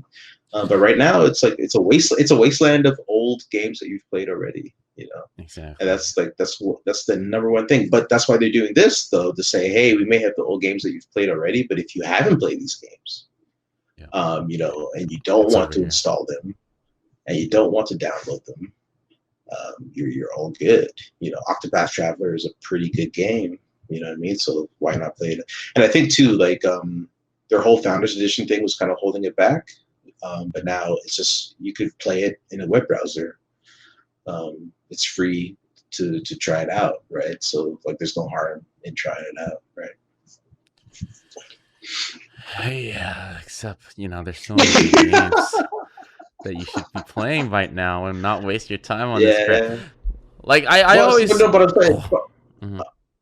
I'm also saying it's probably not for us, right? It's not really for us, right? Like, But who like, is it for? It's for Like, yeah. who is liking That's a this? good. That's a good question. That's a good question. You know, like I can't really say who. Maybe people that can't afford or don't want to buy a super expensive console. Well, here you go. You could play on Stadia. You don't need to buy the console, right? I just wonder what, like for me, like the proper rollout would have been kind of like a closed beta, right? Just to get people testing until the first party content was ready to go, right? I don't understand why they had such a lackluster launch, knowingly so, and then have basically vacant months of not producing content for their their number one fans, right? It's just underserving everybody. Yeah, well, they're two big games, right? Where Odyssey and Destiny, right? But if you're a hardcore player, you've already played these games, right? But for folks that, like I said, they haven't, and you didn't buy a console, right? Like you can play it on Stadia. Why not, right? It's I don't understand it. I don't understand how it's gonna be successful, but I think it has to be successful with this looks so much like Fortnite. But anyway, but it can be successful, with a really standout first party title that really leverages the cloud based machines, leverages YouTube, leverages all of the cool features, and says, this is why you have Stadia, right? Right now, none of this is saying this is why you have Stadia. You could play this on a bunch of other systems, right? Yeah. And they're announcing some exclusive games, right, that are going to be first on Stadia. So they're going to release first on Stadia and then probably be everywhere else later. So that's cool. They're trying to lock down some exclusives, right? But it's their indie titles are like, very fun games to play.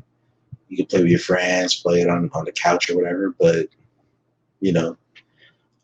it isn't Destiny, right? Or it isn't a game of the Destiny caliber, right? So. Yeah, it's definitely what they can afford right now, for sure. Yeah. They're trying. They're trying. They're going for it. So like, hey, yeah, I would say this, right? In this time where you got Sony, Microsoft, and Nintendo, like this is, if anything, the best fourth console that should be competing. The only thing with this is kind of relevant to what we were talking about with how Magic Leap had this hype at the beginning, right? And that eventually died down. Mm-hmm. We're talking about 3 to 5 years before that first party game from the Assassin's Creed team is producing. It's going to be out, maybe, right? Maybe. Does this have enough legs until then? Can they afford basically operating at a loss until then? Is Google cool with that? I think. Well, is Google cool with it? History shows. Is Google cool with it? Is the real question. I know Google can spend the money for sure. Yep. But they have to be really devoted to this, right? And only time will tell with that, right? I have no idea. None. What I'm seeing right now is just without sound and context. I am so bored. Yeah. What is he doing? Well, this is yeah. I think this was like testimonials from streamers and players saying how awesome it is. All right. That's what that is. It clearly isn't. And you gotta get some random ass gamers that isn't ready for camera time, right? Interlaced with boring gameplay video, as if that was your cutaway shot and your cutaway option. All I'm saying is what I'm seeing here is I'm seeing a lot of virality, right? And a platform that you want to reach a bunch of different people, you have to bring the virality, right? You have to bring many different experiences, right? Same thing with the Xbox Game Pass, right? There's a lot of different experiences and different types and caliber and quality of games, you got to do that. You got to do that on these platforms, like for real. You know, I think it's at the end of this video where they show the PUBG stuff. All right, let's go. Yeah. Let's go PUBG. So what's the big announcement with PUBG? It's free completely with this platform? Yeah, it's available now. It's available now. You can start playing, right? Because it's that's a big deal. A lot of PUBG players out there. They're definitely getting a lot of mileage out of that game already. So the and the thing is, it says free with Stadia Pro, and they're giving you 2 months of Stadia Pro, right? So you can play it for free for 2 months, right? So hey, why not? Yeah, man. Don't play all these other battle royales that are free. Play this one on Google Stadia. PUBG's is the granddaddy, right? It's I guess. I don't know, man. Whenever I look at this stuff, I'm just so. I get it. I mean, it's good to have a fourth player in the foray of things. Google is a major player. I just don't understand why they launched this way. They could have done closed beta, and we wouldn't be critiquing it as much. It would have been just fine. They would have had the same amount of paying customers, you know, the hardcores, and it would have been forgivable if they weren't updating every month on their stuff. Like, it's very weird that they launched without a key first-party game. I don't know if they thought they needed to launch. Like, I'm wondering if they thought they just needed to launch before Xbox One, Series X, and PS5, right? Like, they just need to get out there before the new console cycle sucked all the air out of the room. Right? I mean, I don't know, man. If they're Stadia, they're all about the cloud. Like, who cares if it's a console? But that's the thing. The biggest thing that Yeah, no, go ahead. But I was just saying that's one of the biggest advantages is that it's in the cloud, right? Because then you can upgrade the hardware whenever you want, and they can just get faster and better. So why try to beat a PS5 when you're going to be a PS5.5 at any second, right? Or any minute? I don't understand that. Yeah. The biggest draw for me when they showed that trailer was the YouTube feature, the ability to kind of jump in. Like, that's huge. That's a huge feature. Not only are they attacking Twitch, but like all the consoles at once. They should have just worked on that and have a Division-like game ready and just launch with it. They would have had a better success than what they're doing now. It's becoming a joke. But you also know that, like, it's hard to make those type of games, like completely unique experience on some new experimental hardware. I'm sure, like when the kits were working, a lot of those features weren't even working yet, right? Those are promised features, but that weren't quite working yet, weren't quite ready for prime time, weren't quite ready to scale out to all the players. And so they're kind of doing a gradual release. I do think the barren wasteland that is the content offering is like bad. It's really bad. Yeah. But yeah, like, I don't know how you launch it unless you were working on the games 3 years before the launch, right? You know what I mean? And we're brand new. Like, when it comes to making video games, like, Google's brand new. Google doesn't know how to do this. Exactly. Right. So that's why it's taking longer. Yeah. I mean, the only lingering hope that I have is because they have a lot of your old coworkers over there, some key players. From the they got some team. They got some folks. They got some folks working on that stuff. I mean, they can't just lay all those people off at once. That'd be. I would have put nothing past. I would have put nothing past Google, but I'm anxious to see what games come out, like the flagship first party games, like what actually comes out. I'm super hyped to see what happens. I am hyped. Right, and and small plug too, like there's the Google, what is it, Stadia Makers program with Unity, of course, so folks can make Stadia games with Unity, right? So well, I hope how it is. Cash to live off of. You can reach Stadia closes every shop. platform, right? Stadia closes shop before they can publish those games. Yeah. No, and I'm also curious to see what happens with Project X Cloud for Microsoft and whatever Sony's going to do around this. So do you see that? We won't spend too much on this topic, but do you see the X Cloud, what Sony is doing, threatening what Stadia is doing, like stealing their Steam, or do you think they can still coexist because Stadia is so different? No, I think it depends on the business model and it depends on the games, right? From day one when Project X Cloud is like out of beta or whatever, and you have your Xbox Series X or whatever, those first party Microsoft titles are going to be on that thing. That's what I'm saying, man. Your Game Pass. Your Game Pass, you probably have Game Pass and pay an extra $5, and then all of a sudden now you have all your Game Pass on xCloud.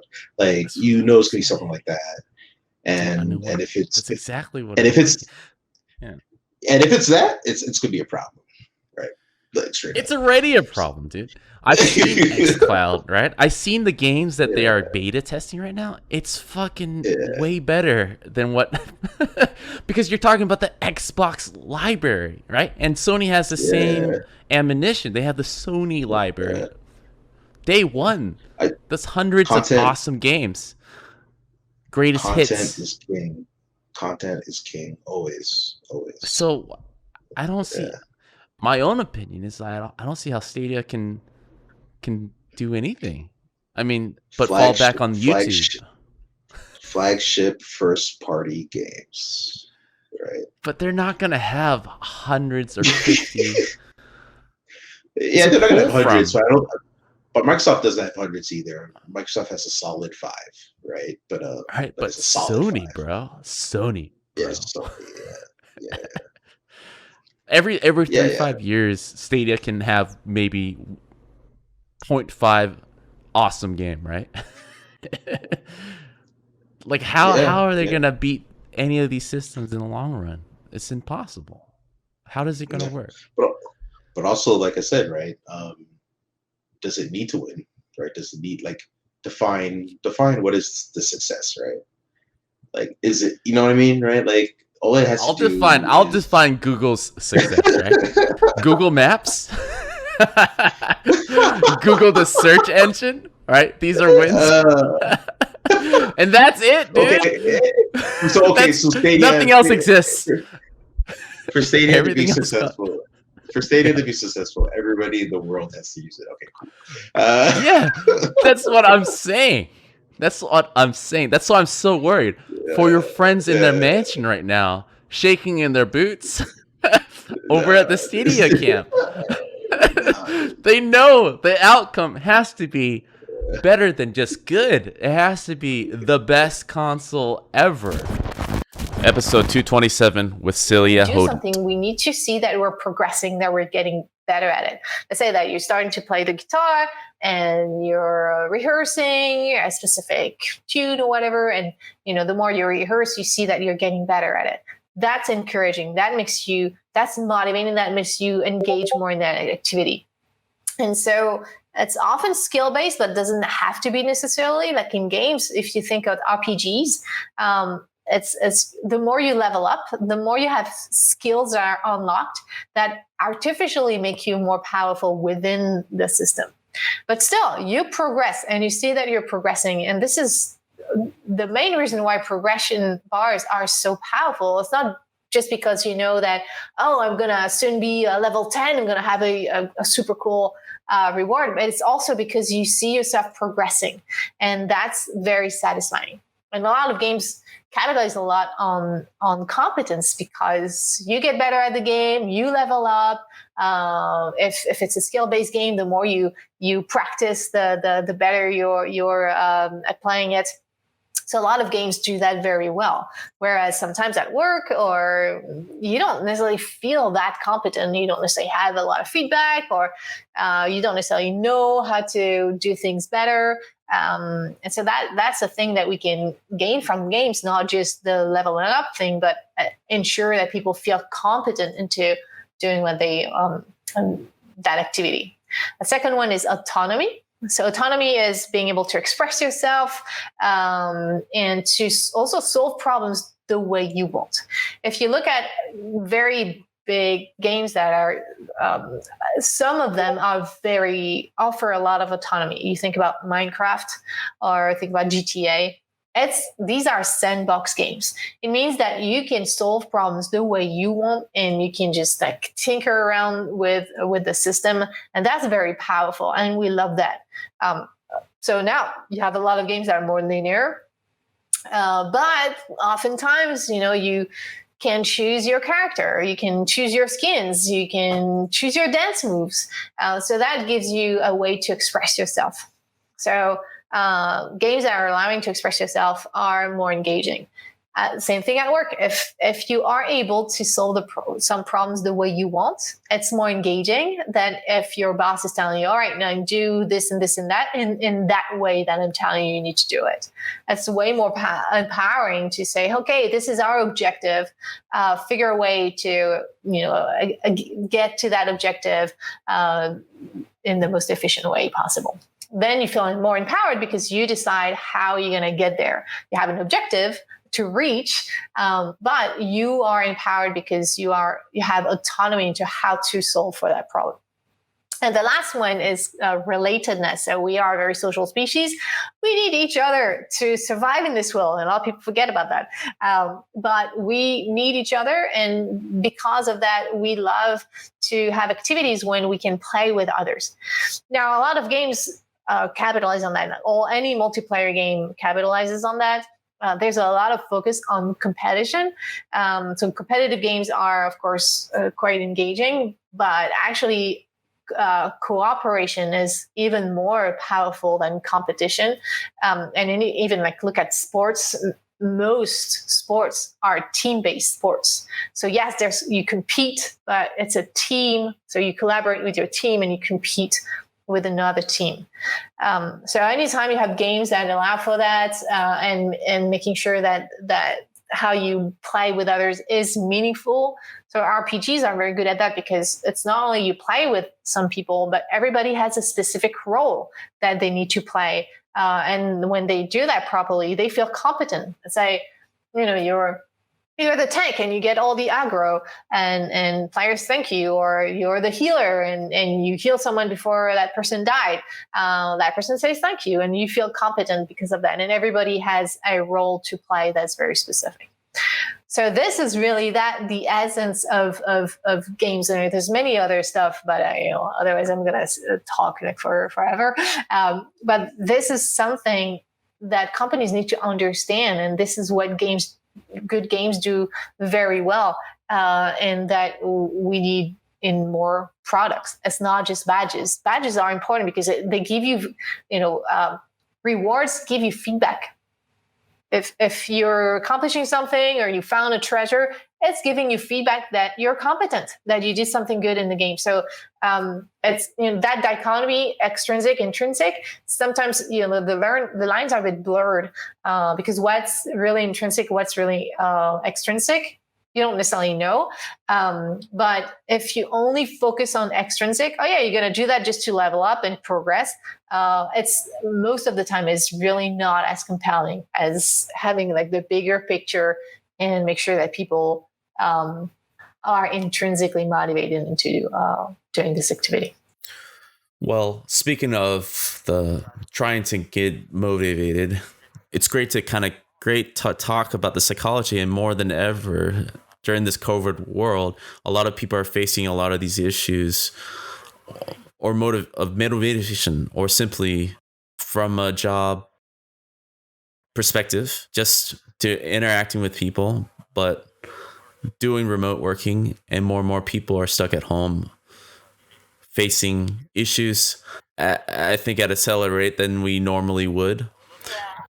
I would love to hear your thoughts. I know this is kind of taking a step back from applications with games. I feel like this discussion of this will actually lead back into any creative outputs later.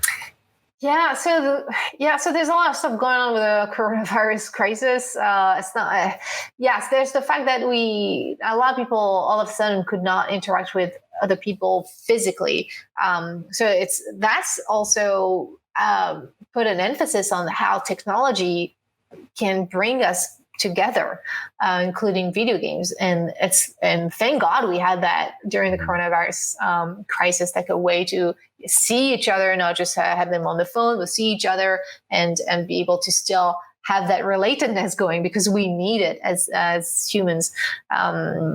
But it's more, I mean, there's a lot of stress going on, and people losing their jobs and people being sick. So there's a lot of stuff on top of just like the relatedness part, because it's also proving that remote work works. And there's a lot of benefit from that. It's more inclusive to make sure that we can work remotely rather than having people all the time in the same room.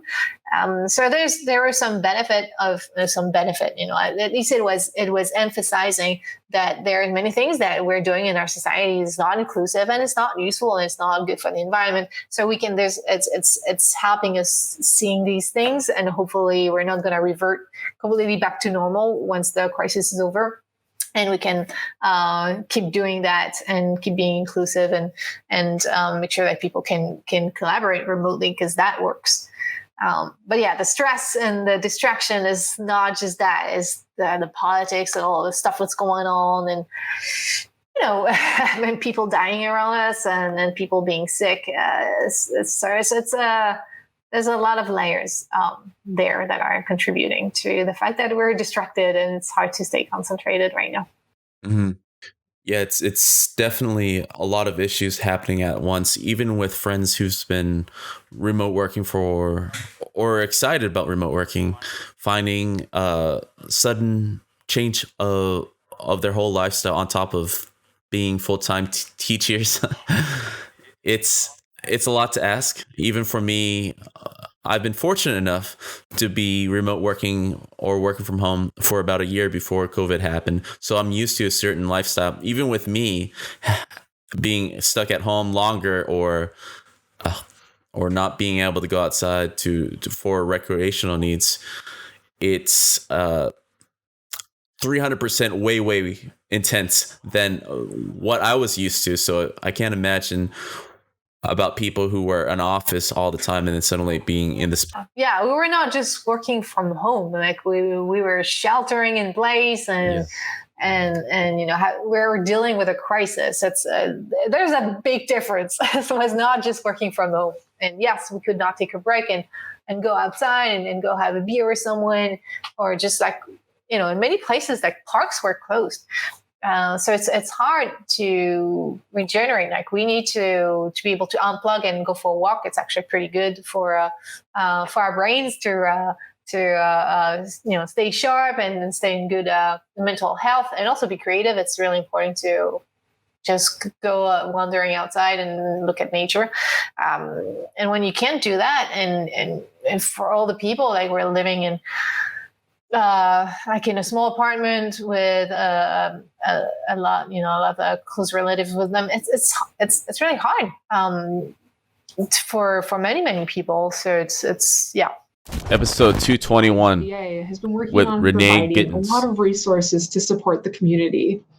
While we have our Discord with over 1,300 active members that can help provide community and a place to talk for those who are trapped within their homes, we also have been putting together resources such as information from the World Health Organization, from local governments, different types of funding and other financial relief opportunities, both within the US and other places in the world.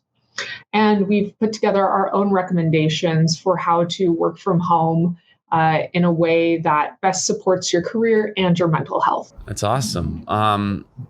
Besides that, too, in addition to that, there were some talks, at least before GDC got canceled, how game developers were still kind of thinking of gathering. I think as the situation gotten worse, as it was leading up to the week of GDC, that people were slowly realizing, yeah, this business as usual. We can't just still show up.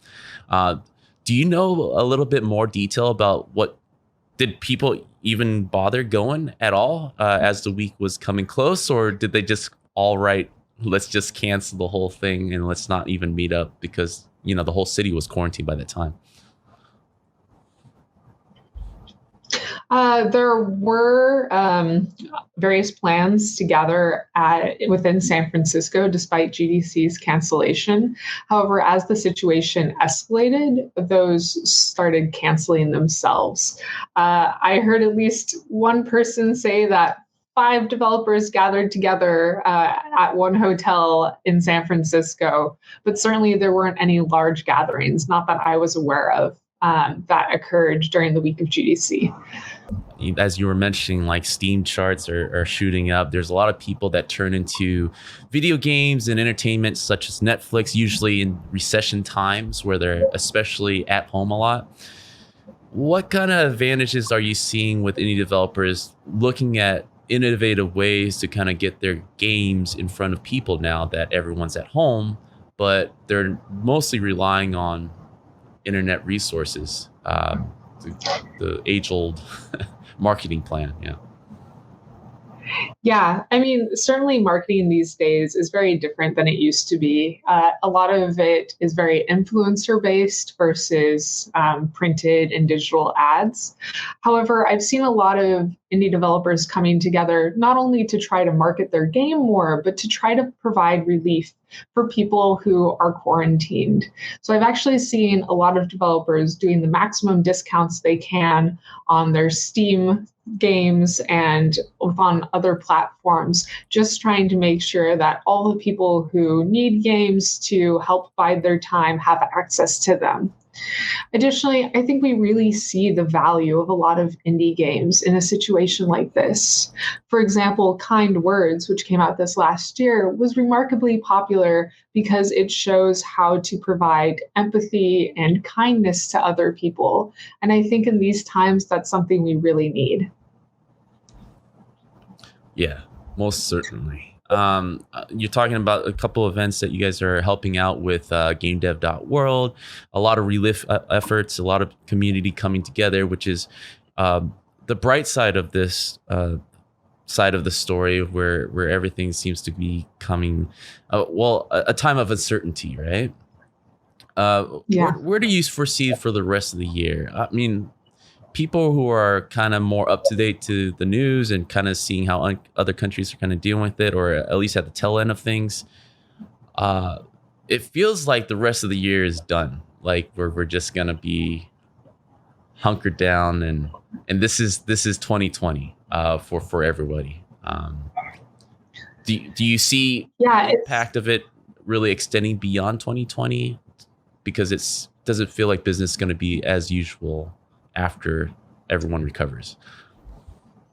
I think that there will certainly be impacts of this lasting beyond 2020, regardless of how long the quarantines and outbreak occur. And I think that's mostly because right now we're seeing a huge shift in technology and a lot more people working remotely. As someone who has worked remotely for 4.5 years of the last 8, it's something that I'm very familiar with, and I'm very familiar with the social effects of that. I think that we'll see more people and more companies supporting remote work and remote workers. And because of that, we'll see those remote workers desiring more online communication. So I think we'll actually be seeing a continued growth of online games, especially ones that support communities that really can collaborate and work together.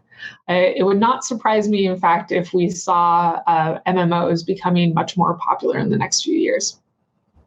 It definitely seems that way. People are kind of snatching up Assassin's Creed and games that like extends a lot of playing time in the last few couple weeks.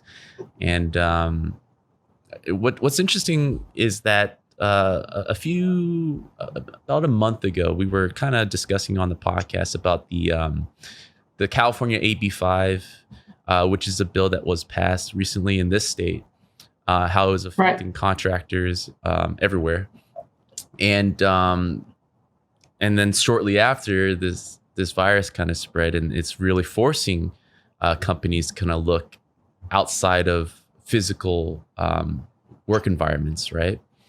And how do you feel that that this is going to be the pros and cons of this effect of forcing remote work and removing the stigma with remote work, but also looking outside of the physical area of a company for talent, and extending that talent beyond the project's deadlines and stuff? Yeah, I mean, I think even outside of game dev, the advancement of remote work is going to be really good for technology overall, because more people will be working remotely. We'll see even a bigger push for having strong, high data internet connections. And that is clearly beneficial to games, as games tend to be the things that make the highest demand of those internet connections, at least on a regular basis. For studios, I think a lot of studios have generally been comfortable with outsourcing, but we're potentially going to see a rise in that, especially as remote work rises.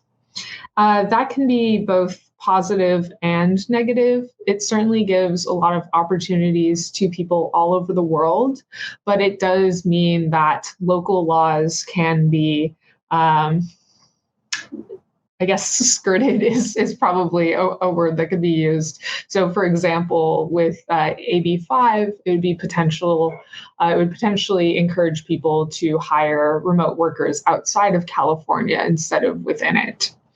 However, I think it's important to note in cases like AB5, while there were a lot of questionable parts and vagueness within that law, a lot of the biggest concerns were actually already covered by laws that were active within California. It's just that not all employers were already respecting them. Yeah, definitely. One of the biggest discussion because we had our local lawyer consultant kind of come on to talk about AB5 and the impacts of that. And naturally, he gave a short-term and long-term idea of what it could look like affecting game developers, where, in a good way, it could really help contractors not be taken advantage of, right? And in the short term, there are a lot of issues that can be skirted around, like you said. And then with this rise of remote work, everyone's at home anyways. It makes no difference if you're Californian or not, as long as you have the talent, which opens a lot of opportunities for people outside the country. Kind of work with these big game developers where they used to be very NDA protective of their property, as they should. But that also leads to another thing that I've been reading more about. When we naturally think about game developers, we think about the art resource, technical resource that makes up a team. But then there's a huge department that helps really ship a game, like the QA department, shipping and products. And these guys are not really getting the type of fair remote transition. And some companies within the United States are still forcing them to kind of come in because they simply do not trust these guys to kind of bring home the intellectual property and continue playtesting. Is there any news on how that's developing? Yeah, I definitely saw a report that some QA houses were requiring that their workers still come in physically to their office. And I think that is definitely a health risk. And unfortunately, it's something that the IGDA definitely discourages. We encourage listening to your local government and their regulations. And I think that we will see local governments responding to companies forcing their workers to come in for unsafe conditions, for non-critical tasks, non-society critical tasks. I think that there are definitely some technical challenges that I can understand. When you are doing QA testing, you are sometimes really limited on the devices you can use, especially if we're looking at the next generation of consoles. Those dev consoles can be very expensive, and there might not be, one per QA person.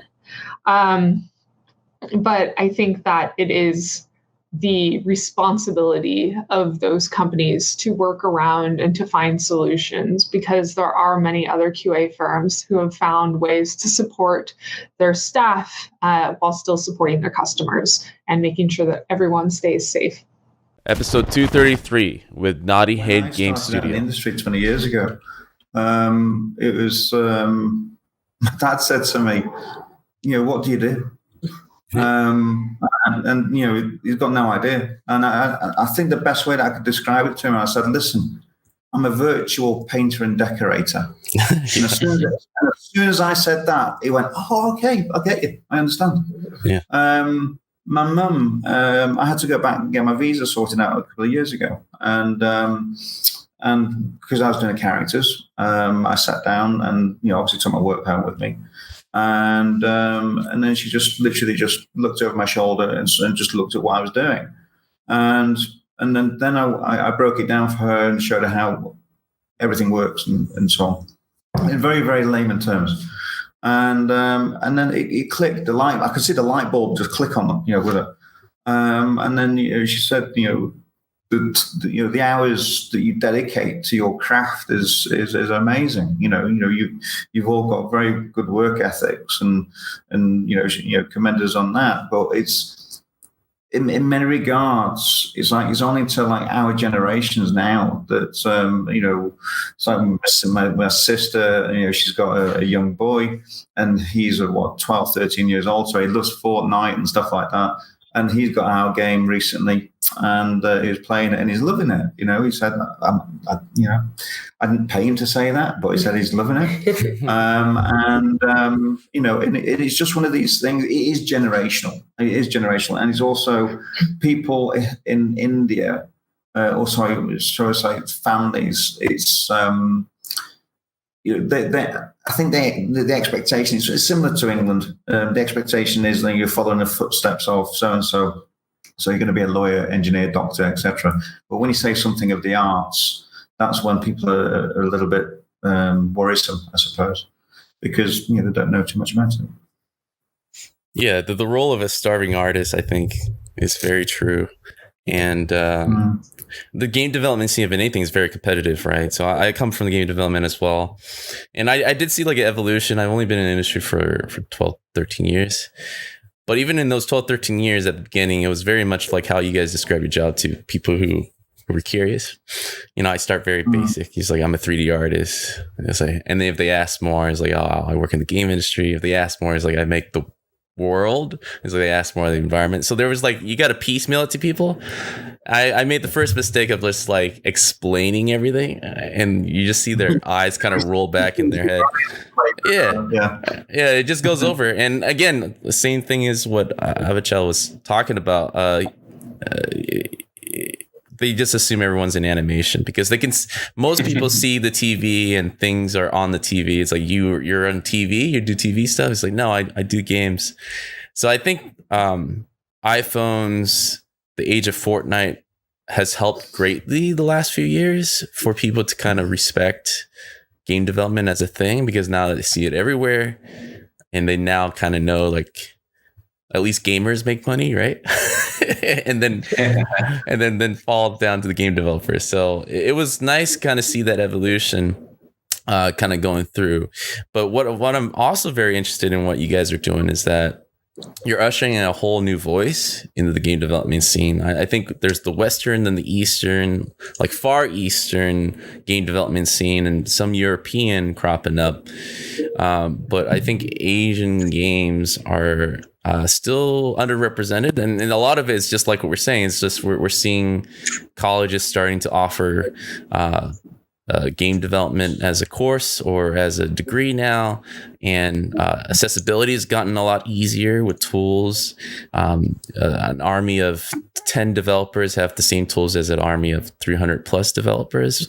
That's only happened recently to kind of lower the bar with everybody. You guys were kind of mentioning you guys were instructors and teachers over there too. I mean, what changes have you guys seen in that evolution in the last 5-10 years in terms of quality of students, in terms of students of interest? I mean, where are these students finding it? Are they just scouring the internet for you guys? How are these accessibility happening over there in India? There's very few decent schools that offer such courses. And we were involved with the interview process all the way through to when they're passing out. We've got particular standards that we employed. We rewrote the curriculum because it wasn't up to present standards or today's skill sets at that particular time. And it was funny because I remember some of the students when they turned around and said to us, our standards are too high. And we just turned around and said, this is industry standard. Yeah. This is, if you can't hack this, then, you're going to have to really sit down and practice or really question, why are you here? What do you want to do? And so, we had that sort of with some of the students. Some good ones that really wanted to just knuckle down and get on with it. And what I would like to add is when I was, so after I did my degree, I did a small course in animation and 3D art. So basically the softwares. So that's when people around artists who were especially coming out, the thought process, the way things were approached were very different. It was more stuff that's given to me. I'm just going to do that, and move on.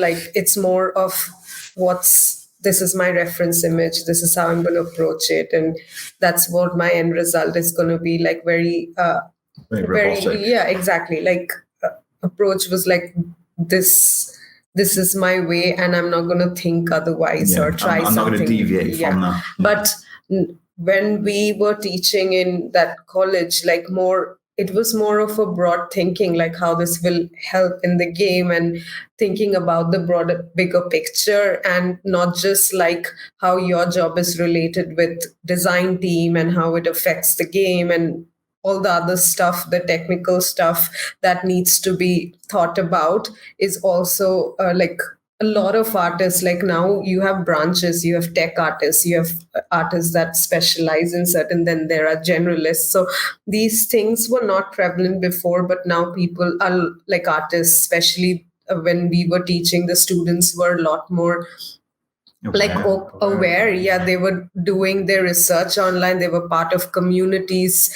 They were talking to people, artists around the world. They were following artists on ArtStation. They were a lot more aware of what the standard is, and they wanted to reach a certain standard and had an aspiration to be in certain companies or start their own game or anything. So that's what was different, I think, from when just the industry started or how artists were made in yeah, because it's remember with the students as well, we were literally saying, get these off and open them up a little bit like this.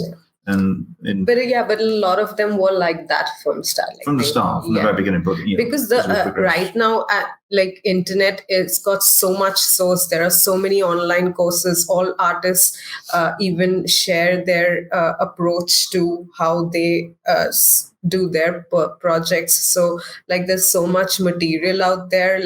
Anyone who has the passion for it can definitely learn and grasp it. Episode 219, magically, of the Roundtable News. And again, I just want to reiterate that these are opinions that only reflects upon ourselves and not of our companies. I'm a lot safer than Ray over there, but I just want to reiterate that. So let's go into it. Why Magic Leap is scamming everybody. All right. So I'm gonna go over here and then switch my camera to this news article that we've been checking out here. So like the last time we talked, actually, it's funny how these roundtable news are tying into each other. Because it just takes about a month for things to kind of show its ugly colors, right? So Magic Leap the last time, kind of as a warning signal, a fire, or where there is a fire, there's smoke, right? Or when there's smoke, there's a fire. There's fire. They were asking $10 billion. That's kind of like a prayer, Hail Mary, that nobody bid on. And then shortly after they found out that no one's really liking them as much, they basically laid off, I think, a good portion of their staff. It's like 1,000. It was like 1,000 people or something like that. They laid off. Yeah, I didn't realize they were that big of a company to even start with. Dude, they're enormous, man. Australia, Florida, offices in San Francisco, enormous company. Yeah. Well, I'm always impressed with these companies being able to build these hype trains. It's funny how these companies are all in your area, man, the Bay. They seem to be able to kind of hoard all this investor money and have nothing to show for. Well, that's where the investors are. That's where all those like Kleiner Perkins and all those dudes are in the Bay Area. But like at the end of the day, right? I think I messed with Magic Leap, right? I tried it. I thought it was cool, right? I didn't think it was like $3,000 cool, right? Mm-hmm. And that's really what it all boils down to, is that unlike VR, they were able to get it. They weren't able to get the price down to something reasonable for that. So people on the streets would just be like, yeah, give me that, right? And with all of these things, the other thing I say about all these things is content sells, right? Content actually will sell the box, right? And I didn't see any content that would really sell that, right, to the mass market, especially at $2,000, $3,000 price point, right? And then they realized that too, and they realized they couldn't, or at least they currently were struggling with getting the price down to a consumer level, and so they're like, okay, let's just go with enterprise, right? And if you're to go with only enterprise, all of the things that are related to consumers, well, that's done, right? Mm-hmm. Gaming, the gaming applications and all that kind of stuff, just, well, you don't need to do that anymore, right? Yeah. It's sad for the people that are working there, because just overnight jobs are gone, especially during this time. Getting laid off during the COVID stuff is like probably a horrible situation. But like, yeah, like I don't know about I wouldn't use such strong language as scamming and all that kind of stuff, because investors are going to invest in the promise. You know what I mean? And Magic Leap had a promise, and when you mess around with it, you're like, oh yeah, this is promising, right? But it just like money dries up, nobody's investing, everybody's like, okay, well, how's this going to be? How are you going to scale this? How are you going to sell this? And I think they could still be a viable business just doing enterprise, right? Because it could be applicable in that space for like architecture or for, training or surgeries or whatever, right? It's just not a consumer device right now. So that's basically the story, right? Well, as you were saying that, like, they had great promise. I wish I went back to college and redid it and majored in promises, because it feels like the wrong business. It takes a lot of effort. It takes a lot of effort to make something that could convince people to give you billions of dollars. You know what I mean? Oh, yeah. And it's a from skill the size set. of the company, it was obvious, right? That Don't get me need wrong, all man. those people. Yeah, man. It reminds me a lot of what Theranos was about. Yeah, it's not even as bad as Theranos, right? Because it's not as bad because they had a product. They actually did. So they shipped something that worked, right? But so I want to ask you this, right? From the time you demoed, and it feels like even the article I was pulling up and reading through, there was a lot of smoke and mirror. Like even the press and everybody, even the consumer market, was kind of like at arm's length. It's like, all right, all right, I see where it can go, right? But like, let's just see where you guys actually, how close you actually get to it. But like, how far away, if you were to guess, how many more years would it have taken for them without all these financial troubles and the pandemic to get to where they were saying that this technology will be for consumer and be basically a profitable business without investor money? I think they're still far away from that. Too far away. Like the video, the initial video they showed of like the first person shooter in the office kind of thing. Given the size of the screen, like the screen size is actually really, really tiny. When you're looking through the Magic Leap, the screen size is super tiny. It's like a little box, right? So delivering the promise of what that video was, like they're years away from that, right?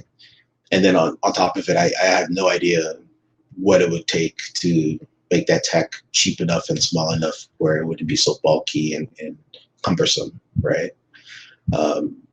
So yeah, like I think they're way far off, and that's also kind of why you do the pivot now, right? You're like, hey, we're really far from this.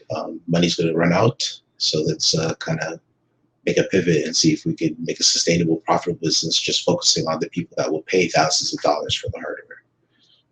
Yeah.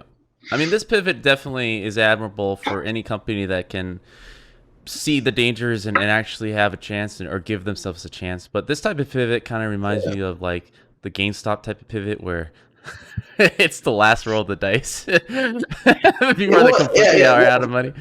Yeah. Well, for sure, it's a Hail Mary roll of the dice, right? The one thing we're not talking about is how they did this during COVID, right? And kind of mentioned COVID as a reason why they're doing this. And that's to me that seems kind of disingenuous. I'll say it a nicer way. It seems disingenuous, right? It seems like to blame it on COVID why their product is 5 years away from being into fruition. Maybe it played a role in it, maybe.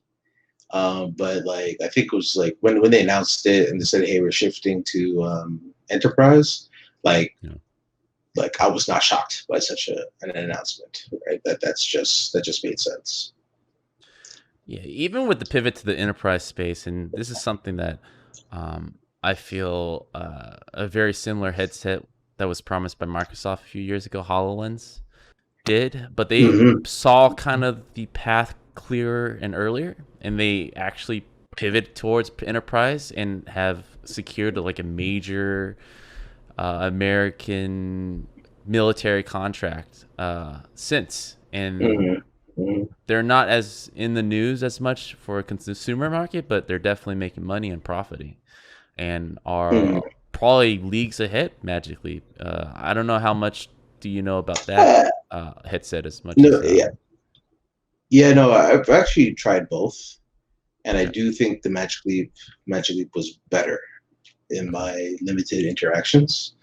It had bigger aspect ratio, right? I don't even know what the current state of the HoloLens tech is these days.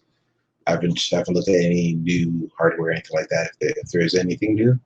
But like everything about Magic Leap seemed better, better quality image, and everything seemed better than HoloLens. Like at least the last version of HoloLens I tried. Yeah, but I'm pretty sure since Magic Leap doesn't make money anymore and HoloLens is getting military money, that they updated their technology. Yeah, I'm not even sure if that's profitable. I have no idea, right? So I can't comment, but yeah. Well, Magic Leap will be there too, getting that military money eventually from somebody. I'm pretty sure. More. They're getting that COVID's SBA loan money, if anything. But in terms of actual money, I think they're far from it, man. 1,000 people lay off, and even investors now are a bit too naive to think that they're going to be turning this around anytime soon. They've lost, I think, people's faith in its product, and I'm pretty sure the CEO is looking for a way out, if anything, and count lick his wounds. Maybe. Maybe. If they're smart about it. Or maybe they're just going to talk to GameStop and work together somehow. Figure things out. It's just as ridiculous. But good riddance. Hopefully, this is the last time we talk about them. I always track them because they've always been super hyped. But I've never tried the product, right? It sounds like you were impressed with it. But from what I've seen through the demo, it just seemed too far away for it to make an impact immediately. Which is and I think it's the same with all of this stuff, right? Like with the early VR stuff, the newer VR stuff is built on the learnings of that. Technology has improved. There's HoloLens, there's Magic Leap, there's other spatial computing stuff, like people like ARKit just on your iPhone. There's things that Apple might be working on that people keep kind of hinting at, right? There's all sorts of stuff, right, that you're going to see down the line that's going to kind of try to improve on this tech. And, sometimes you're the first person there and you fail, and then other times you're the first person there and you succeed, right? So it just depends on the time, right? I think it's the same thing with, like, Google Stadia, right? Stadia is on the line of working on tech that was developed before that really failed dramatically, like OnLive and Gaikai failed dramatically, and now everybody's back at it again, trying to be successful with game streaming, right? And maybe everybody who's trying now will fail too, but then there might be somebody that comes after that and improves all the technology and learns the lessons, right? I think that's the main thing. It's about learning. There's a lot of failures along the way to actually being successful. You know what I mean? So. Yeah. I think through the rotting corpse of Magic Leap and Stadia, that we're gonna get something really good out of all this. 222 with Shora Farahani. Naughty Dog talk. I think I joined them when they were like starting to ramp up for the full production. Like, one of the great thing about that studio was, like, the moment you entered, you're presented with, like, hey, this is the game that we are making. Like, there's because people come in to the office, so there's not much concept work on display, but at the same time, there is, like, presentations. There's a lot of documentation that you can go through and, like, familiarize yourself with what is, like, the game that you're working on, what section of the game and the way it works is, for us, the environment artists, is they essentially give you a full level, do whatever you want to do. And it's like between you, a modeler, and a texture guy. And it was just ramping up at the time. So at the time, like, when I started, nothing crazy. And in general, I personally, like, didn't get too crazy, like, crunch, even, like, after 6 months, because I would take, like, lunch breaks, go, like, have play basketball. But there is a certain point in the studio that, you start seeing these emails, like, hey, if you want to work 60 hours, it's fine. We are approving it. And, like, we are providing, food and all of that, although that thing is its own. Like, I remember when we were at Pocket Gems, there was, like, free lunch, everything.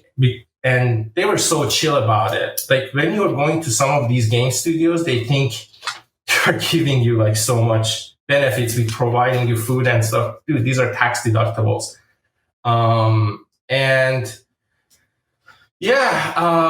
So there is not necessarily any force, but you're looking at your peers and you're looking, hey, this looks really good. I want to keep up. You're an artist. You want to create the best work you're doing, and you have the tools to create the best work you're doing. Like, there are certain times, like, when we were on Call of Duty, the tools, there were certain things that did not fit. Like, if you're working, like, on a sci-fi thing, the tools are not suited for that. But in Naughty Dog, the tools are there. Everything is there. So you are trying to push the best that you can do, and you see your peers, you're walking past by a VFX person, he's doing a fantastic job creating just waves, like everything you see is so high quality. You want to prove yourself that you are capable of doing that high quality. But there is not necessarily any force that says, hey, you have to stay this long. But overall, I overtimed, but it wasn't in a way that, because again, I took the lunch breaks. Hey, maybe this worked in a way that they canceled my contract after 6 months because I wasn't staying till 11 at night. Who knows? But I personally, but I was seeing a lot of people who are there like for very long hours, and like the person next to me, you know, the kid, like he was coming off of it, like, you know, this was his first main gig, and he was like staying till late, coming to work like super drawn out and tired again. And again, some of the scenes that were given to him, because the quality they want from him is so high, he's just like, there are parts that he was like, how do I do this? How can I get over this hump? You know, and it was a lot of that. It's definitely crunch culture's young man's game for sure. I think. Yeah. I think even if you take your younger self, right? Let's say you're probably a few years in the industry and you are starting at Naughty Dog. You have everything to want to prove yourself. And I think, and that's the dangerous part of this whole crunching idea, is that people have this misconception that there's a manager or producer, like a Tolga, that comes at your desk and then points fingers and forces you to stay or else, right? But the reality is like they can't legally do that, right? Because it will cause an uproar. But it's more like subtle peer pressure. You see everyone in your cubicle pushing really hard, and even if you clock out at 7 p.m., a normal, like that's even later than normal, right? 6 to 7 p.m. There's a sense of guilt. Or you don't want to be the first one out, right? And there's it's mostly driven by peer pressure. So we have like a good experience at least that we can draw from, right? So I don't know about you, but we work at Pocket Gems together, right? That was my first mobile outside the traditional game industry company, right? Yeah. And I was very shocked at how open and because it's not quite like Facebook where they have like chefs in the kitchen, but we had catered dinner and lunch every single day. And like every month there was like a team outing of some sort. And then every 2 months, there's like a bigger team outing. And so there's always seems to be every week an activity outside of just sitting at your desk to keep you busy. And for the first time, there was like a huge sense of security where it didn't feel like every deadline was our last. And then after that, I kind of want to hear your thoughts about having that type of experience and then going back to traditional a highly praised studio such as Naughty Dog, the best of AAA. By this point, they have 8 like top selling games every time they ship, right? Can you kind of compare those experiences and dive a little deeper about the differences where you felt like, oh wow, we're really still behind on the accommodations here for game developers? So yeah, like with Pocket Gems, I think again the work that I was working on might not have been the most fulfilling thing artistically because the project I came to Pocket Gems for never got off the ground. But in general, yeah, like other even than the like, you know, catered food and all like, you know, the fantastic kitchen and all of that, it was just like the chill vibe. And also it was at the time that you remember, like I tore my knee, like, you know, my knee got shattered at the time. And like I was on crutches and I was going to physical therapy, and the physical therapy was in our building. So sometimes in the middle of the day, I would go out for 1 hour, 1.5 hours. Everyone, and then I would stay later, of course. But in general, everyone was so relaxed about it. Like, you know, like even though it was at 3 o'clock that I would go.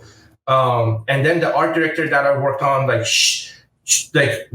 again, there was a lot of, you were very in good touch with everyone who you were working with. And that's what really disappointed me when I got to Naughty Dog. Like Naughty Dog, again, I just wanted to get back to AAA games because I was away for so long. So I was willing to accept a lot of this. So I went with certain expectations that, hey, just work hard in this like 6 months that you are there. I just want to get back to AAA. But like it was shocking for me. Even if you remember, we were like at Sledgehammer, and you could go talk to Glenn anytime. He was so chill. You can, bring ideas to him, but Naughty Dog, even though it's a first party, like, it's their own title, it's a lead studio. But when you go there, like there's so much divide that, to be frank, in the time that I was there, I only met the creative director of the game once, just like in an elevator, and I introduced myself to him. I was just, hi Neil, like, I started working here. And like, they don't, like the upper management of the studio, I don't think they just look at you as a number per se, like just to finish this game. But you are not someone who's like essentially, we are ingraining you as the core of the studio.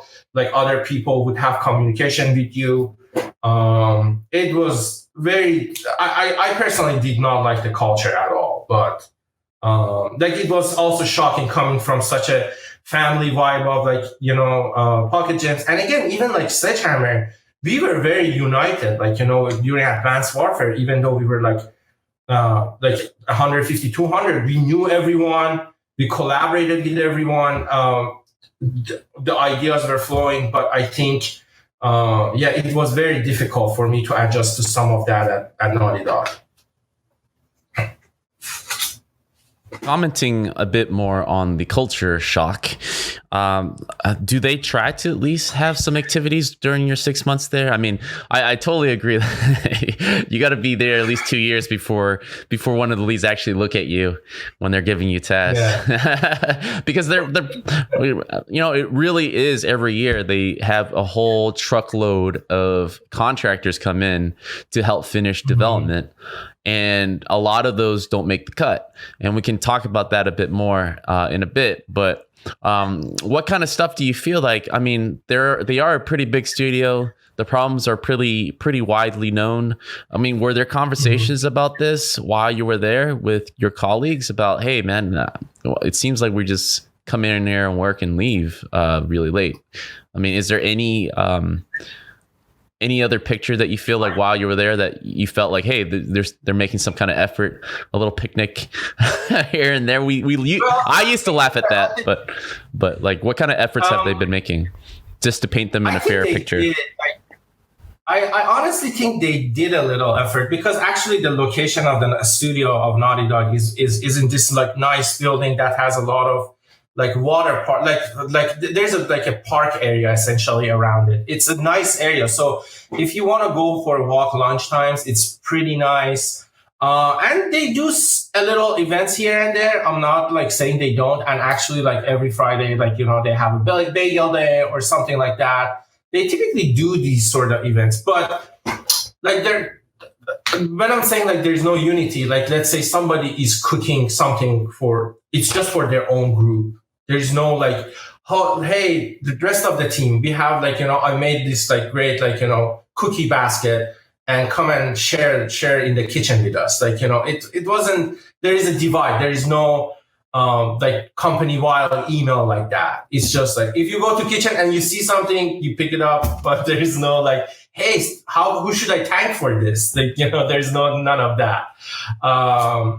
But I think that part is fine. And yeah, sometimes for me, it was just a divide between the contracts and again, even like some of the Sony stuff, because Naughty Dog is a Sony team. So there's certain like Sony benefits that go with one side that, hey, all the full times you have these, Sony activities that you can do, but the contracts cannot, enjoy any of that. Episode 241, game licensing for streamers. That's why I don't think it's so bizarre. The way he said it, where he's coming from, yeah, it makes it very click-worthy, right?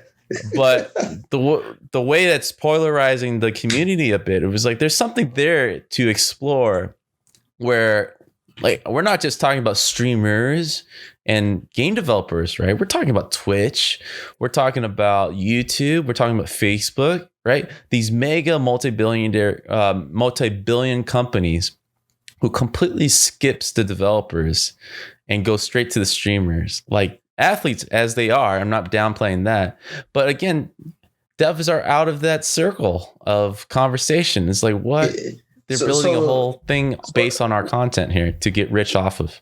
So what I'm hearing is if streamers weren't successful and weren't making money, then we wouldn't care. Like you're just salty that people are making money. That's what it sounds like. It sounds like a whole bunch of pocket watching. No, right? You're watching an next man's pocket, right? And you're like, yo, you're using my content and you're making a whole bunch of money. Well, just like anything else, and if you make where's my piece of the money that's in your pocket? And hey, like there's something there, man. Like at the end of the day, though, it's like if I just stream your game and I don't know what I'm doing, I'm just streaming your game, I'm not gonna make no money. Nobody's gonna watch my stream, and nobody's gonna care, right? And there's also nothing stopping the developers themselves from streaming the game and saying, because there's developer streams, right? Of course. People before the game comes out, they're like, we're gonna do a developer stream every week for like the next month, so you see our game and see how we're building it and how it's come together before we launch. And then they do like all day streams of day of launch. They try to get hype and people watch, right? Yeah, so there's ways for developers to also sure, but when I'm just saying, as a developer to be Unchained, for a developer to be having control again. Like I think we are letting go of something without putting up a fight, or at least having a conversation about why shouldn't this be a devs first type of rights to stream your own content and not have everyone and their mom just be able to kind of stream your own game, interpret it their own way, and market it in a way without your input. Like it feels kind of silly that we don't have that messaging. Well, that's what makes it art. That's what makes it art too, and that's what makes it different than say movies and music, right? Where movies and music, I play your music. I'm not adding anything to it. I'm just playing your music. If I play your movie, I ain't adding anything to it. Your movie's playing, right? But guess what? Even if you go PewDiePie on a piece of music and you play and stream 3 hours of Kanye's, album, you're gonna get sued because it's also a non-interactive form of media. Like because games are interactive, every streamer is going to be different. Every playthrough is going to be different. Unless now the argument you get to is like, oh, I'm making a 2-hour story game. It ain't different. It's just a story. Exactly. And you're playing through it. I do think in those cases you could like, and I think I've seen people have done this. They go, hey, streamers, you can stream our game. Cool. Just stream the first 20 minutes. Yeah, but how many of those cases are enforced? And they're like, hey, they're like, hey, you want a key? Here's the key. Here's the game. Stream here. Sign this contract. Stream only the first 20 minutes. Sure. I mean, that's kind of like a gentleman's agreement, but like the same way we don't, let's be honest here. Twitch and YouTube is not going to do a DMCA sweep when a single player game. Nintendo though, they've done that for Nintendo, right? Yeah. And so there, it's possible for devs like if you're Nintendo, they'd be like a light switch publishers, big publishers, if 2K, if Ubisoft suddenly say, hey, you can't do this, then yes, it will stop it in the cold. And also what's crazy is publishers also have streaming embargoes, right? So like there'll be YouTubers and stuff that get the game early and can't stream it because they'll come back to their console and find their consoles lock off, right? Because there's an embargo and they're like, nah, you can only start streaming it once the game's released or once other people can start buying it, right? That's also happened. That happened with Spider-Man and a bunch of other games, right? So there has been some cases of publishers being like, nah, stream it when we say you're going to stream it, but they all recognize that they want those streamers streaming their games. Right, because they want to make money, and that's how they're going to sell more copies, right? Yeah. I guess the pushback is that the publishers, if they want to, they can. right? Yes. Yeah. And the small developers don't really have that ability to do that. Right. Yeah, you small, man. But maybe like I'm trying to go from a standpoint, and it's not like me telling, hey, let's turn off the switch, stop the horses, stop the engine, right? You're just like pay me. Yeah. I'm not saying that. I know that's not going to happen, right? Yeah. Unless all the publishers in coalition can realistically say no streaming of our content unless you get approved. They can do that tomorrow, but they're not ready to do that because of the backlash. I think game sales would drop too. I think the backlash should be just like it would take a chunk out of revenue. And I would probably agree with you if across the board all games are benefiting, but in most cases it's multiplayer. It's mostly multiplayer games, right? It's mostly physics-based games, right? There's a very catered audience that streaming does really well and actually benefit the game, right? There's a very specific type of game that can do that, right? But across the board, when they're not doing that, other games don't benefit, and in most cases hurt the sales because people already experienced that. And like movies, right? There's more towards linear gameplay. People don't go out and usually follow through and purchase because of those reasons, right? If all games were benefiting like we are thinking when people are streaming games and the games are going crazy, right? The argument for streaming to keep it open and free, then of course, yeah, it's like, why stop this gravy train, right? But I feel it's changing the way we make games so much because we have relinquished control.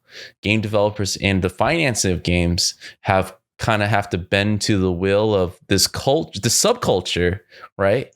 That has went bona fide success, that it's affecting the way we make games. It's affecting the games that we want to make, and we're not a part of that conversation. I think that's a real problem. I was like, hey, if you're affecting not just the game that I made, then you're streaming the content, but you're affecting the future games that I want to make, and I'm still not a part of this conversation, then there's something wrong with this system here, because now we're just catering to your audience, right? Yeah, your streaming. Because that's the industry, right? Like the industry is going to react to where the money's at, right? Always. Well, that sucks, right? Because not everybody watch streaming, Warzone all the time. It's like, I do miss like a single player experience where it's completely non-existent anymore. Play that joint. There's tons of single player games to play. Spider-Man's game of the year last year. Sure, but we know as a fact that these type of games, when you go into these investor meetings and you have this idea that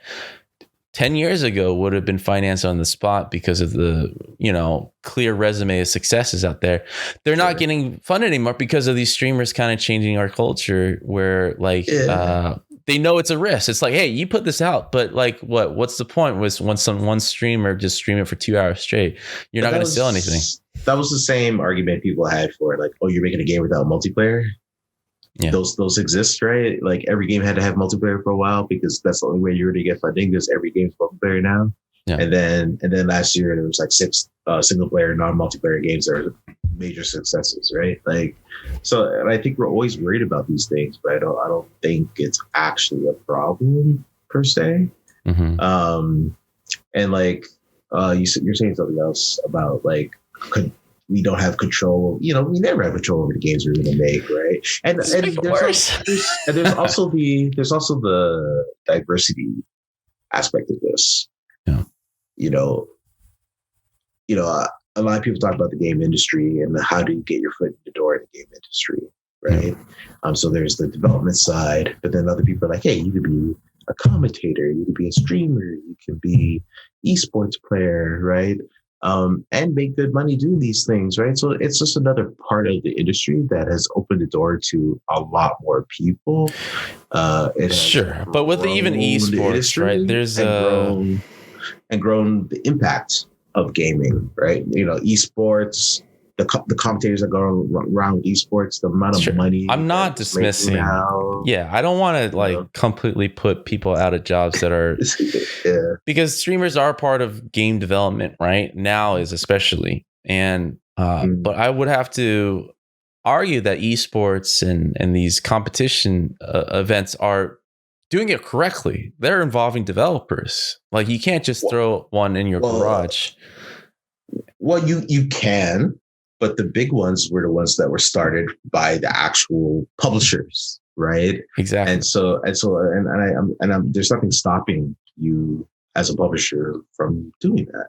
But somebody else could say, "Hey," and you kind of mentioned before, like the way that Overwatch League. The way that have made battle royale games really popular have been the sponsoring of streaming content. Sure, on a big level, sure, but across the board, again, I think the story is still the same, right? The big guys are always going to succeed with this, but the small guys are kind of left in the dust, right? And it's. I feel like there's something there where we can work together and make this work better than it is right now, where it's kind of the Wild West. It's like as soon as my game is out tomorrow on Steam, I know it's going to be either good or for bad. It's going to be streamed the whole time, and I just got to hope and pray that people find it like impactful enough to follow through and purchase it. You better make a good game. You better make a game that people want to play. It's leaving it again. You leave the marketability of your game out of your control, but then you're asked to go and fix it because it's your problem again. To me, it's like, hey, the streamers and everybody's wrecked my place and my plan, and now I'm asked to kind of fix it and work around it like we've always done.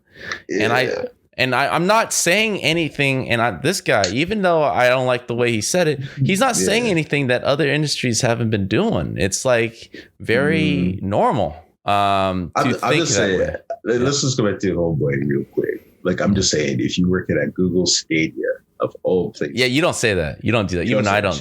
Even I don't. You don't say that. Right? Yeah. Like, if you're working at some other video game company, if you're working at like CD Projekt Red or something, here's the thing: if you're going to CD Projekt Red, so that's still you're still going to be in a whole lot of trouble for saying that shit, right? Because CD Projekt Red is like every streamer on Earth has a Cyberpunk secret lab chair, right? Like, I mean, right? Like every streamer on Earth right now has a Cyberpunk secret lab chair, right? So like they know where the bread is getting buttered, right? And they have their own streaming that they do to pimp their game every week. They show off, their game. So yeah, like it's just you don't say that stuff. I hear you. Yeah, you want to go to streamers and be like, hey guys, give us 3% of all your every time for every hour that you stream our game. No, it's not even that complicated. No, it's not even that complicated. I don't want to Spotify the shit out of it.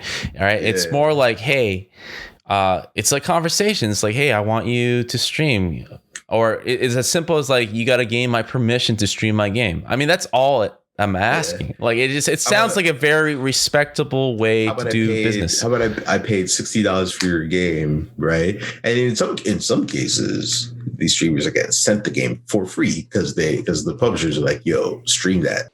Episode 225 with Brad Hart. Somewhat prophetic the last time you were on, talking about having people source up to Perforce 10,000 companies is less impressive than having 10,000 people onto Perforce at the same time from the same company. And that was almost a year ago. Yep. It was almost like crazy that you kind of foresee this type of near future issue for Perforce that you've been warning everybody about, and it is so much happening. I mean, the game industry themselves, who are the hugest proponent for using Perforce for over 2 decades now, are still having a lot of issues just thinking at a different angle with everybody being remote.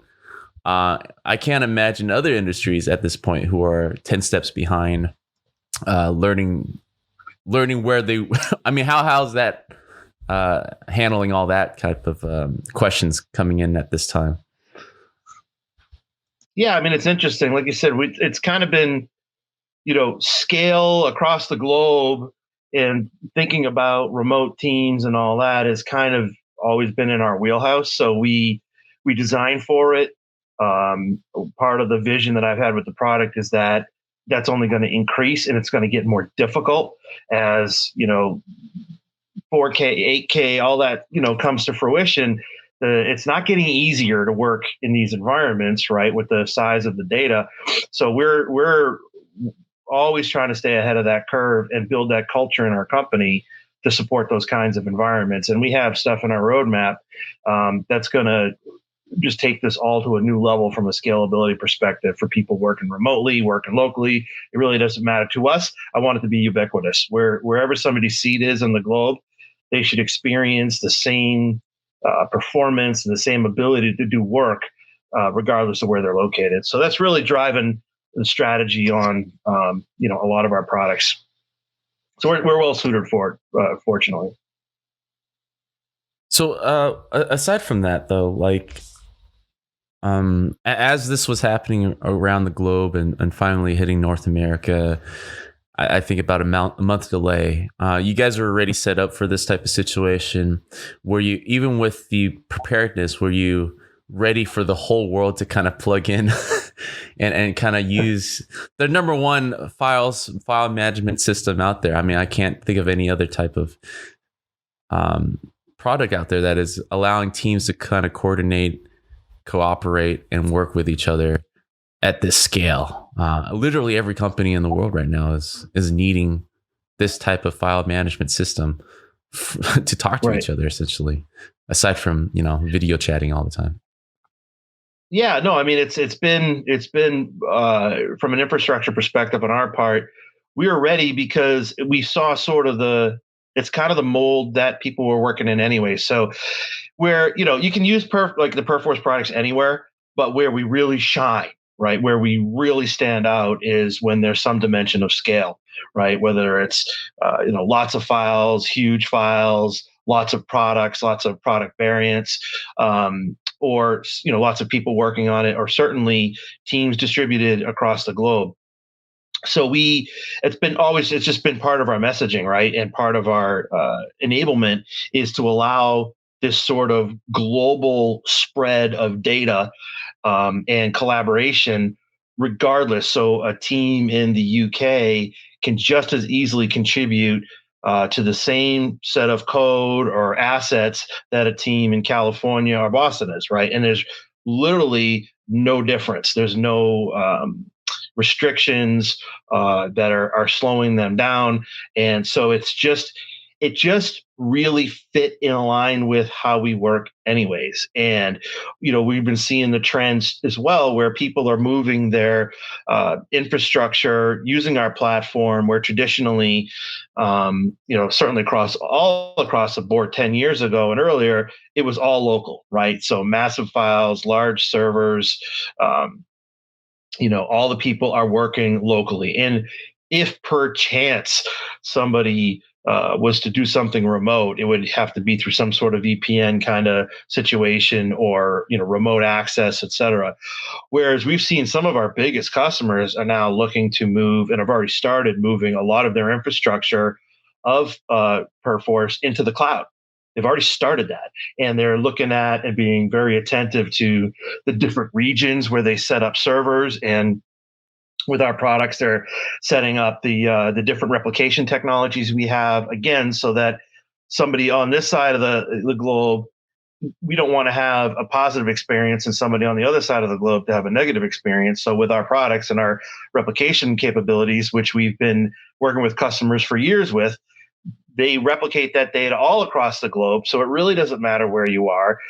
We're going to give that same sort of local-like experience, whether it's local hardware or it's in the cloud. It doesn't matter. We're sort of ubiquitous with us. So that's kind of, this situation is just sort of right in our wheelhouse for what we're doing anyways.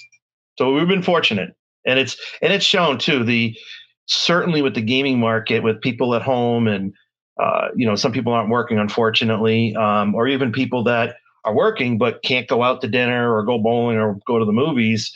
Gaming, the demand is up, right? I'd love to get your take on that. We're certainly seeing it. I know I'm personally, me and my wife play golf on the PS4 every night, right after we put the kids to bed. I wasn't doing that before. and it's kind of an interesting trend. So our customers they're under the wire. They've got to deliver software and games because they're seeing a lot of pressure to produce content for people. What have you seen there? No, I definitely agree. I think at first when people were anticipating how many were going to be at home and turning usually to entertainment to kind of ease the time suffering, basically, a lot of people were kind of guessing that they won't be spending as much money, but more like going towards freeware or mobile games, on a cheaper side. Mm-hmm. But data are in saying that people are spending more money towards game industry stuff, which is great for us, for everybody, essentially, because there's only so many times I can lap in my backyard, very limited space, before I have to go back in the house and do something. And so, and not knowing how long this will be, people are saying summer or even this is 2020, basically. Right. A lot of people are adjusting to the new normal and everything.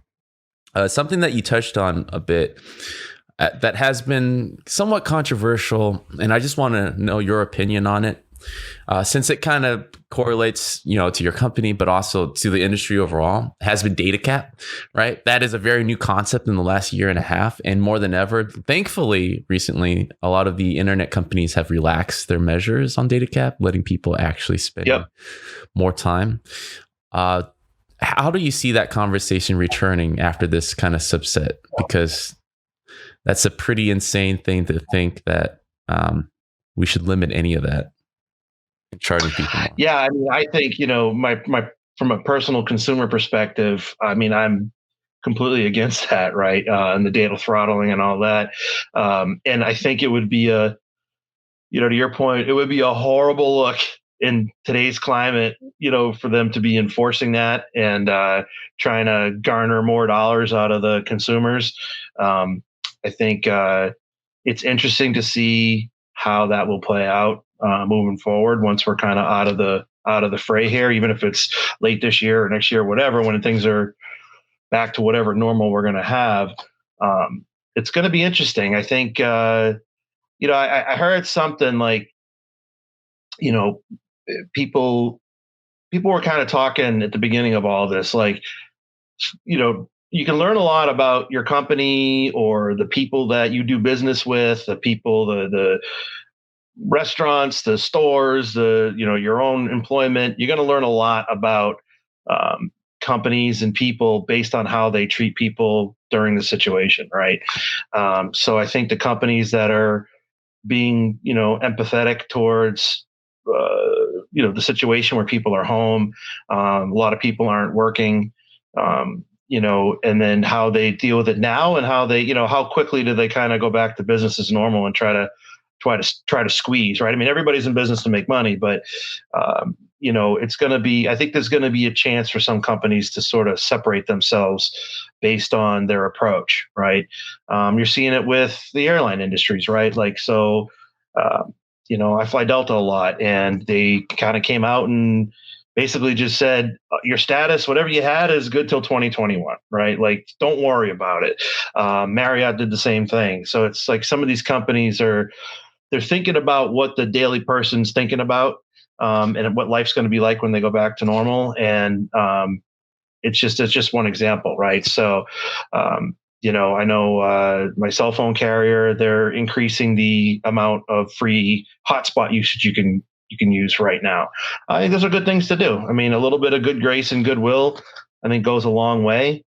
Like, to your point, though, I don't have a forecast on what they're going to do once they can kind of start to leverage things again. It's going to be interesting, but I think it's an opportunity to sort of separate out a company's mindset and their persona, once things kind of loosen up a little bit.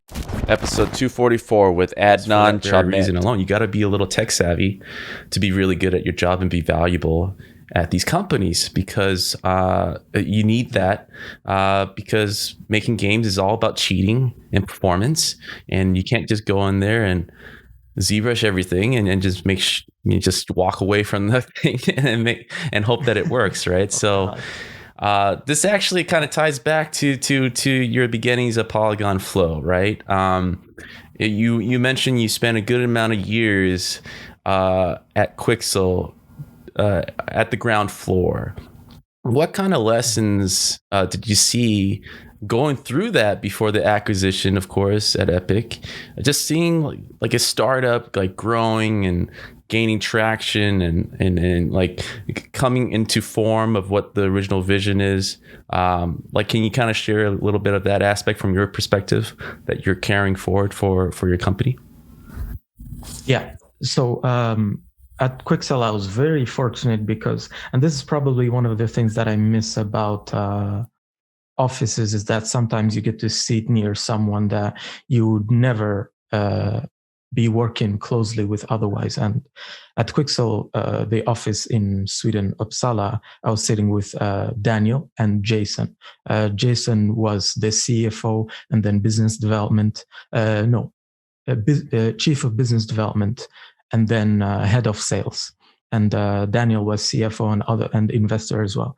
And instead of being around artists, I was really with the people that are kind of making big decisions that drive the company forwards. And I was really involved with the tech/art part of Quixel Bridge, their software that sends, geometry between different tools. And that also meant that I had to talk a lot with Teddy and with the Pakistani team.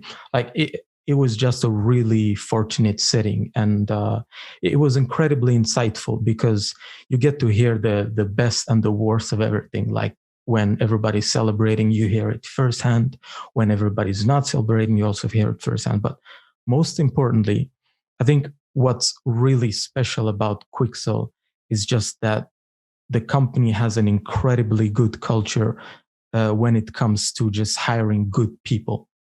And it seems trivial when people hear like just hire good people, but it's just you have to have a filter that starts from the top. And at Quixel, that was Teddy and Vakar. Like if you talked with these guys, you could just feel it that they really mean what they say when they say we want to simplify the artist's work. We want to have a good company culture. And progressively, I just started taking notes. Okay, how do they hire? Usually they're just scooping over the internet. If there's an artist that has been working with their tools for a long time and they're doing amazing work and Quixel happens to be in need of an artist, they just hire that artist. If you're a programmer or tech artist like I was, and you happen to be making tools that they think might be good for their ecosystem, they just get in touch with you. And just making sure that, just like I had to talk to Teddy in order to be hired, every time I was hiring someone in the company at Polygon Flow as well, I always contacted the person first and really started a deep conversation into, hey, what are you passionate about? And always making sure as well that the person that you're going to hire and the job that they're doing, if they're doing it also as a hobby on their free time, that's even better. Like all of these different lessons, I had to just learn them and see them sometimes work, sometimes fail, and taking notes.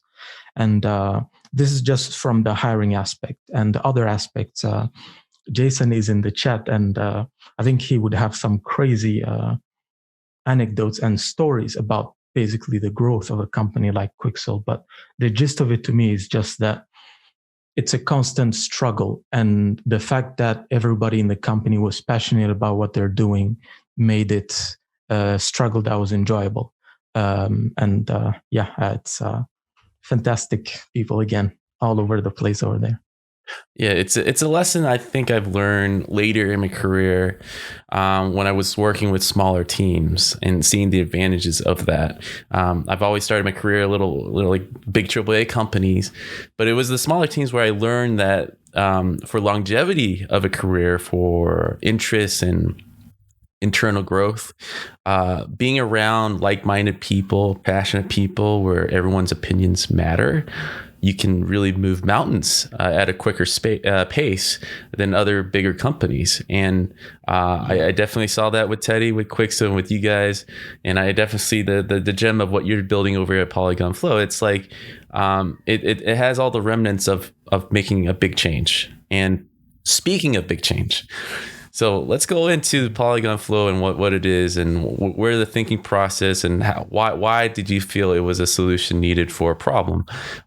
This is the type of thing when I saw is like, oh wow, okay, this is something that artists are going to be fully embracing, been waiting for, and can't wait to get their hands on.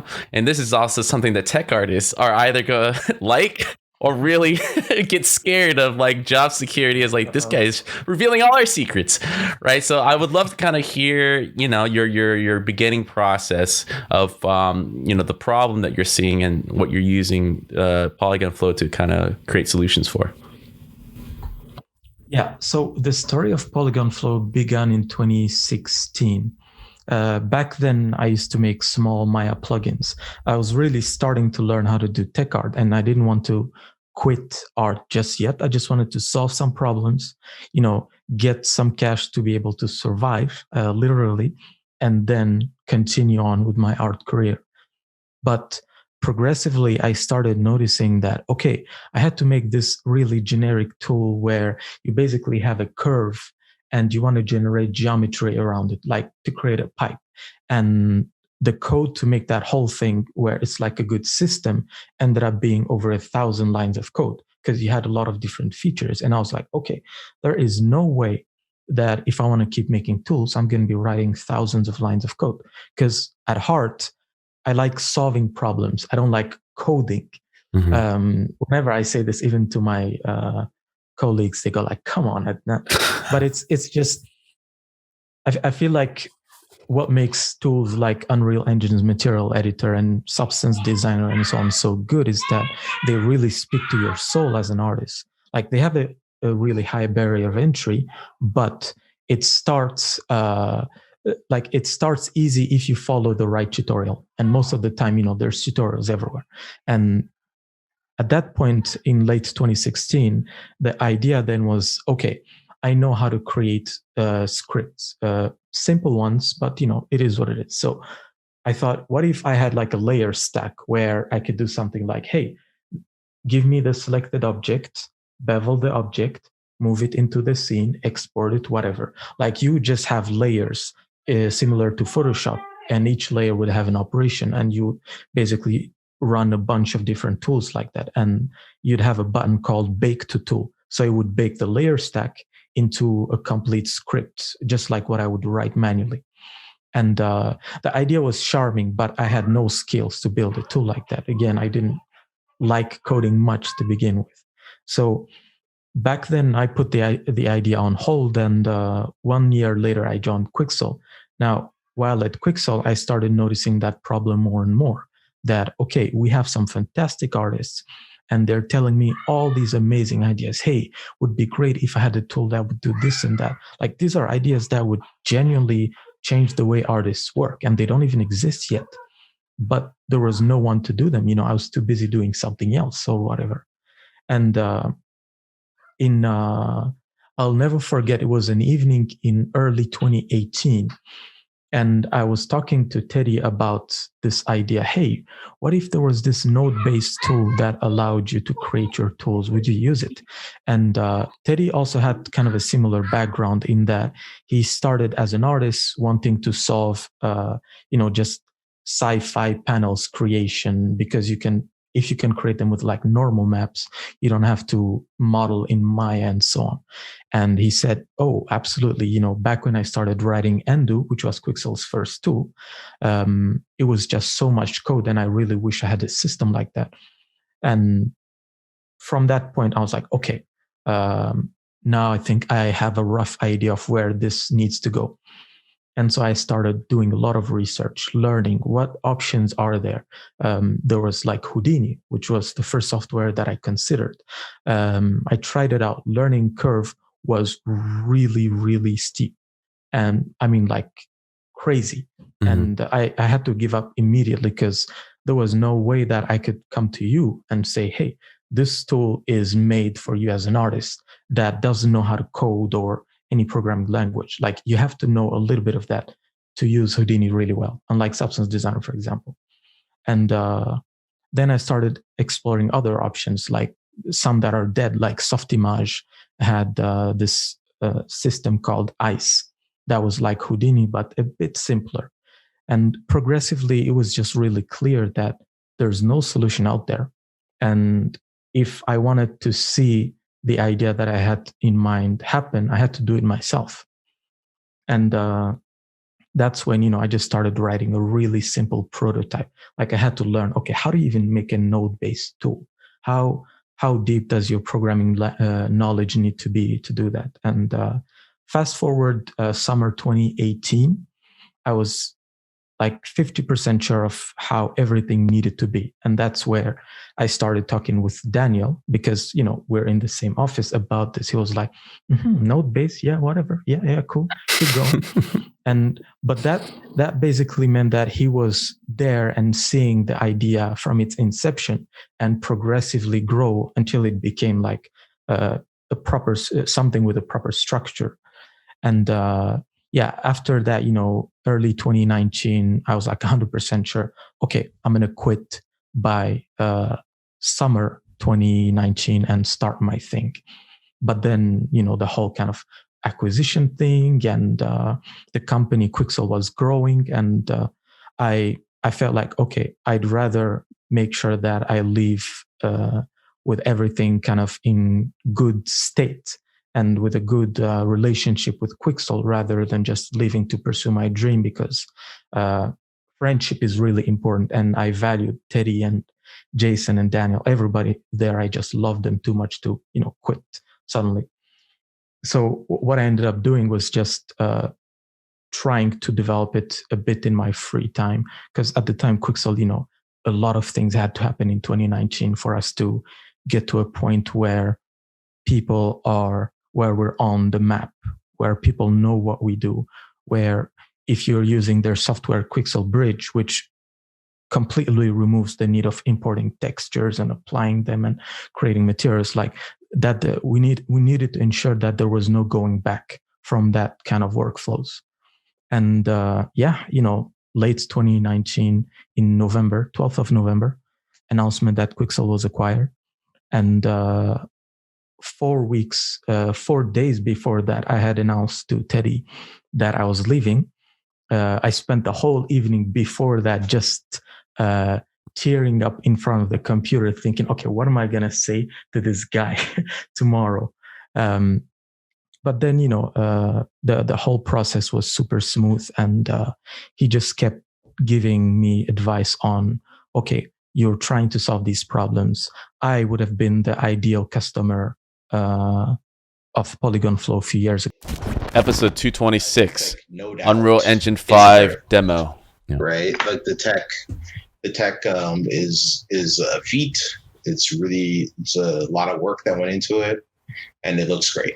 Like there's no doubt here that it's really, really good looking, and it definitely sparked a lot of conversation on the internet. The marketing, everybody's talking about it. Everybody was going crazy, and definitely all the artists that I know, all the modelers and environmental artists, and all of them were just immediately, oh my God, this is amazing.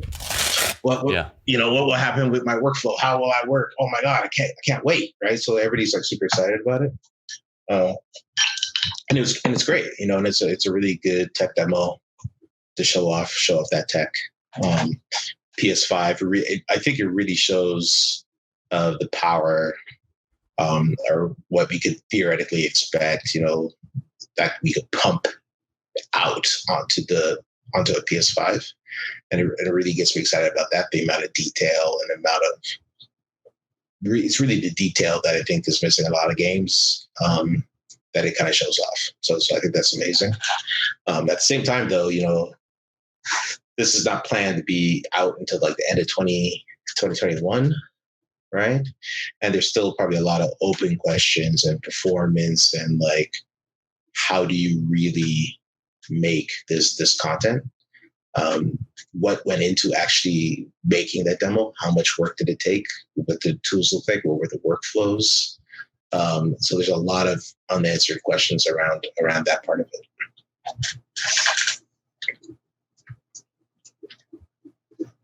Some more time.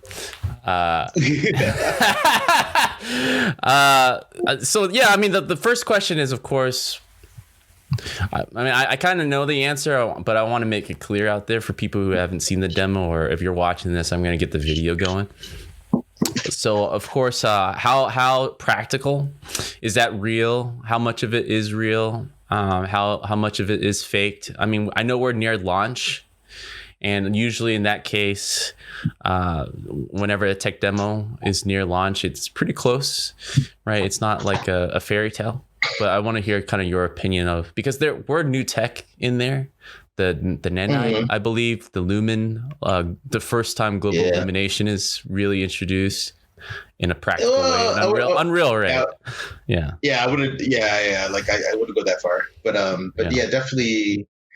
Like I think lumen is interesting, and how and definitely the approach that they're taking with it is super interesting, and there's a lot of other real-time GI techniques, and it looks like lumen is kind of combining a bunch and really delivering something, and kind of also leaning on the fact that nanite is a thing to also help do some of the heavy lifting at a high detail level. But yeah, so yeah, definitely real-time GI is a huge productivity saver for people that are making these levels. And I think that's really a big deal. Nanite on the other hand, though, I think there's so much implications in like having the budget and the artistic team to even be able to create assets of that quality. Some people are like, oh no, I don't need to create assets of that quality. I could just use Quixel or whatever, right? But then you don't want all the games to look the same, right? You want to be able to add your stamp and your artistic touch, right? So it's really a high bar for a lot of game dev teams out there to even be able to try to reach, right? And I have no idea what the asset sizes are on disk, and like there's so many unanswered questions there. But it's there's no doubt that tech demo is amazing. Mm-hmm. I mean, let's try to break it down. I mean, there's two main systems, as we kind of discussed. There's the Geo one, and they were talking about how, I mean, I think I read into it a bit, where it's kind of like how virtual texturing was kind of introduced in Unreal recently. And the idea is kind of similar to how they apply it to geometry. Do you mind kind of talking more about what the theory is behind that and how they're applying it per pixel, a certain amount of triangles, and so it's just what you see is not exactly. Like I don't know all of the details about, like, of course they haven't really released all the details either, right? Of how the GI system's working. They kind of detail the real. Let me see if I can even find that link again. Mm-hmm. But there was something about at a long distance, you're using a much more coarse representation of the scene, like voxel based geometry, or geometry that's converted into like a coarse voxel grid, and you use that to kind of do your traces against for the GI. And then when it's closer to camera, it's using more detailed information, right? So that's how you could kind of get a large view distance on a large scene with real-time GI without like killing your performance, right? Because the further away you are, you use a more coarser approximation, right? So that part is really interesting. And every artist wants to do it with baking and bake steps. They just want to plop in their lights and it just works, right? The one thing to take away, it's one light source, right? Mm-hmm. So like usually with these kind of techniques, the more light sources you have, the slower it's going to go, right? But just doing one main light and having that give you real-time GI is a big improvement over having nothing, right? Mm-hmm. So when it comes to real-time GI, I think that's really cool. And there's a lot of techniques out there for like, there's Enlighten that does real-time GI, but that has a bake step. There's DDGI, That also has some type of baking involved in, where you have to kind of like bake some sort of occlusion or visibility calculation for the probes that you're doing the GI on. So like to have a system that's truly like no baking and you just drop some lights in, that's actually really cool.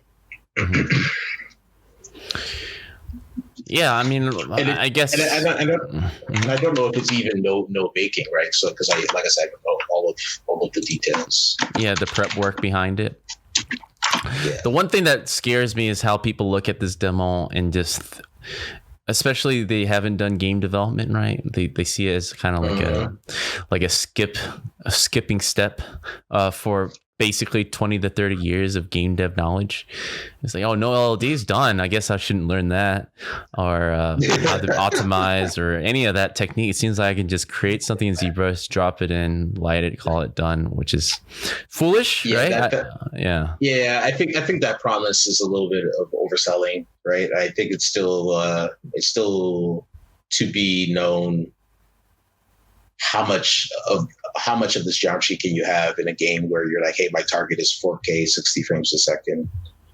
How much of your game could be this geometry? That's unknown, right? And so I think people ready to abandon all of the things you've learned about how to optimize assets and LODs and all that, hold your horses on that one, right? And the other thing that was pointed out about this technique too, that I don't think anybody really noticed, is the environment's very static. Yes. Right. So when you want actual dynamic movement and stuff like that, it's unclear how this tech translates to that.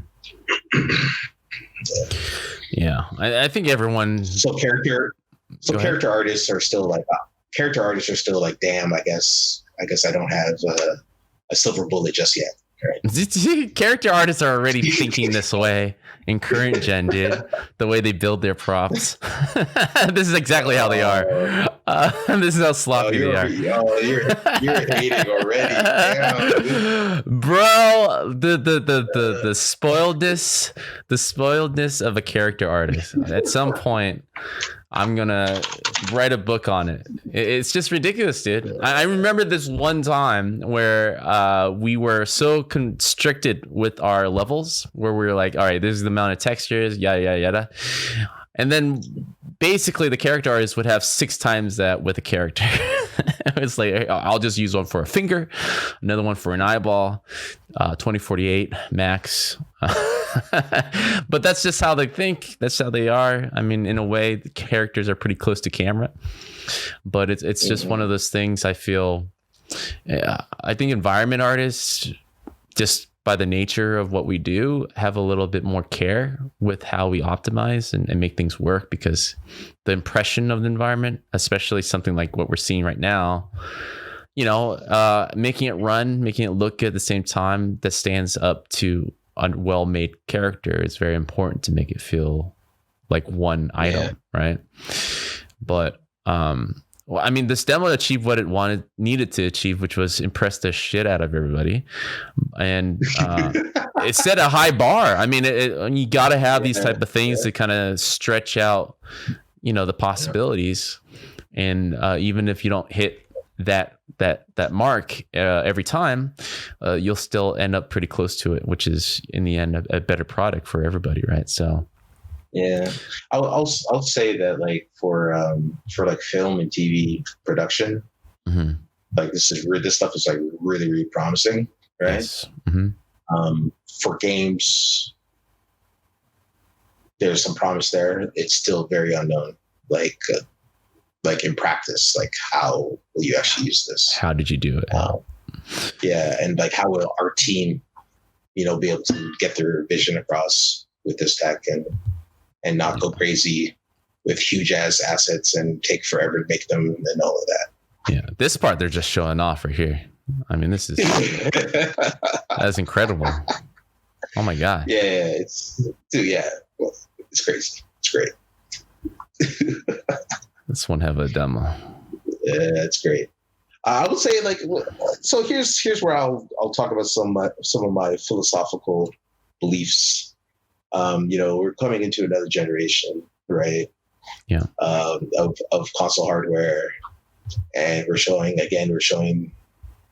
absolutely amazing graphics, right? Absolutely amazing graphics. Look at these graphics. Look at the level of detail you could get. There's a big difference between these graphics and, like, say, the games of last gen, right? Yeah. But character animation, character movement, all of that is still the same, right? Mm-hmm. They talked about in the video, some advancements they did with like IK and the cloth, her scarf and all that. Yeah. And yeah, that's cool, but like it's not as big of a leap as these graphics. You know what I Are mean? you saying those disciplines are lazy? Is that what you're saying? No. No. They don't do as much. I would never say that, but what I would say is, and if you talk to gameplay guys or animation folks, they'll tell you the same thing. It's like we focus on every gen. We focus on graphics. Graphics is it's the easy thing to sell. It's the thing that people could obviously see is better, and we don't really give a lot of love to some of the other disciplines, right? Although, like, there was a lot of talk in this as well about audio, right? Because audio seems to be something that people want to focus on this gen. And you've worked on games. Every game, audio team gets like, hey, you get 2%. Yeah, you could get whatever scraps you have left over in the memory for your little audio, right? And so, like, now we're talking about actual, like, real proper 3D spatial sound and all sorts of modeling of how you hear and the sound waves and all this kind of nonsense, right? Yeah. Can you expand on that nonsense? Because when I heard that, I didn't. Like, what do you mean 3D sound? Don't we have that? Don't we have that already? Well, Can't I just hear where it's coming from? Come on, let's get back to the graphics, guys. Exactly right. And I think even most people, unless you're like a serious audiophile, you won't even really notice. Yeah. But yeah, we have 3D positional sound, right? Sounds over there, it could be behind you, to left you, whatever, usually, right? Yeah. But then actually to be able to do proper reverb and it changes based on the room that you're in, and different smaller room has this. So we're talking about all the effects that used to be done in post-production, same idea like any real-time applications, just to hear or it if you happen. Or if you were to do it like in a different gen, it would like take up a whole core or take up some of the main thread, do a lot of those effects. And then you're like, no, audio guys, you got like a half a millisecond or quarter of a millisecond budget for this stuff, right? So you can't really do that stuff, right? You got 2 weeks. And this gen, there's a lot of talk about audio processing and audio hardware, specific audio hardware to do this in hardware, right? Yeah. And so it's an audio person's dream, you would think. And so hopefully, more games like focus on that and lean into that as well, and not just the graphics, right? I see. Yeah, I agree. I mean, I hear a lot of talk with, with characters especially. They're trying to like finally do something with hair. I mean, it's been the same technique for a few gen now. We're talking about hair simulation, actual physics with the hair, and really fancy stuff that the film industry have been pioneering for a while now.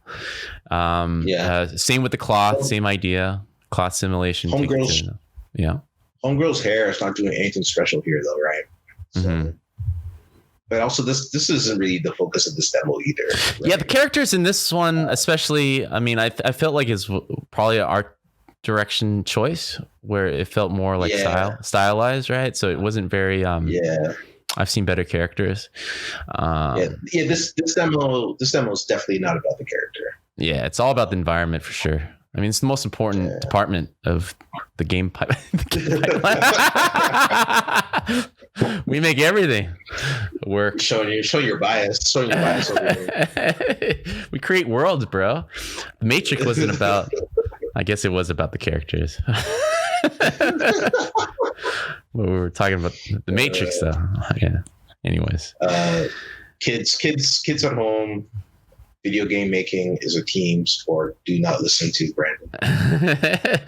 Well, I mean, like the lighting system, I mean, you made a valid point too. You know, they really bragged about the GI solution, but it's from a single light source. They didn't really play too much with well, this one they have one light source with one effect source, so two at most, and it seems like the rule still applies in next gen where too many dynamic lights will kill your processors. So that hasn't and changed especially when much. Especially if you have to trace you're tracing rays around, right? So the more you have to do that, and you have to do more of that if you have more light sources, right? So this actually leads into my next piece of conversation. So ray tracing the last year and a half, especially starting with that Star Wars demo at GDC, was like the onslaught of the next wave, and we thought we were going to focus on that for the next few years, which we are. But then this whole Lumen system happened. What's your take on that? Is there going to be a combination of two? Is ray tracing going to be better because it's still struggling with just hardware limitations, right? There's not much we can do about that, or what's your opinion about that? Yeah, I'm not really. Yeah, I think it's a big topic, right? But generally, I think like part of what Lumen is doing is ray tracing, right? Yeah. But just kind of like in software and compute, right? And kind of doing it in a way that's sufficient for this use case, right? And there is like straight up like DXR and NVIDIA demos that show like global illumination, right? But that technique, like doing straight up DXR rendering for the whole of your global illumination, is just not, like, the cost is still very high, even if you have a 2080 Ti and if you want to run it at like really high resolutions, it's a problem at high resolutions, right? So some technique like this, like Lumen here, where it's like kind of doing like a 3-stage approach to generating the GI, is a way of kind of like reducing the cost and getting a believable look, right? So like I'm interested to see what more games are going to do. Like I know, like, Gears of War showed they were talking about what was that, ray trace reflections for Xbox Series X. So I'm curious what more and more games to what extent they do ray tracing on the consoles. So, I mean, kind of going back to the original point, right? When people first saw this, especially newbies, I call them noobs, where they saw this demo where they're like, abandon every type of valuable knowledge that we built up the last 20 years. Forget it. Let's just throw all shit to the wall, right? They're talking like film people now. I wouldn't say the news. Only the news were talking like that. Some veterans were super excited about that prospect as well, and some veterans were super excited about it, and then kind of joked about it, right? Yeah. And they're like, "Oh, what do you mean? I can just take my ZBrush and drop it straight in? Amazing! I can't wait!" Right? So, this is where Ronaldo's brain explodes. Gritting his teeth. He's like, "What the fuck are you talking about?" Yeah. Oh, Ronaldo's super excited about this too. Like, he is, right? I think if you're into graphics and you're making video games, this is awesome. Yeah, it's exciting. This is why we're in games. You can't not be excited by this. Like this is really good stuff. Yeah. So let me ask you this: like with the last tech demo, right? From all engines, right? Usually near launch for PS4.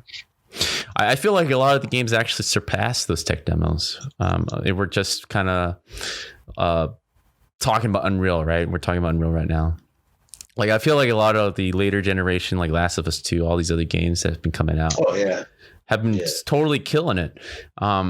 So do you feel by the end of PS5, maybe not that long, where we're going to see something like this in a playable way, where it doesn't seem so impossible? Yeah, I think that definitely is a possibility, right? People also bring up like the PlayStation. What was it? Was it the PlayStation 3 or PlayStation 4 demo?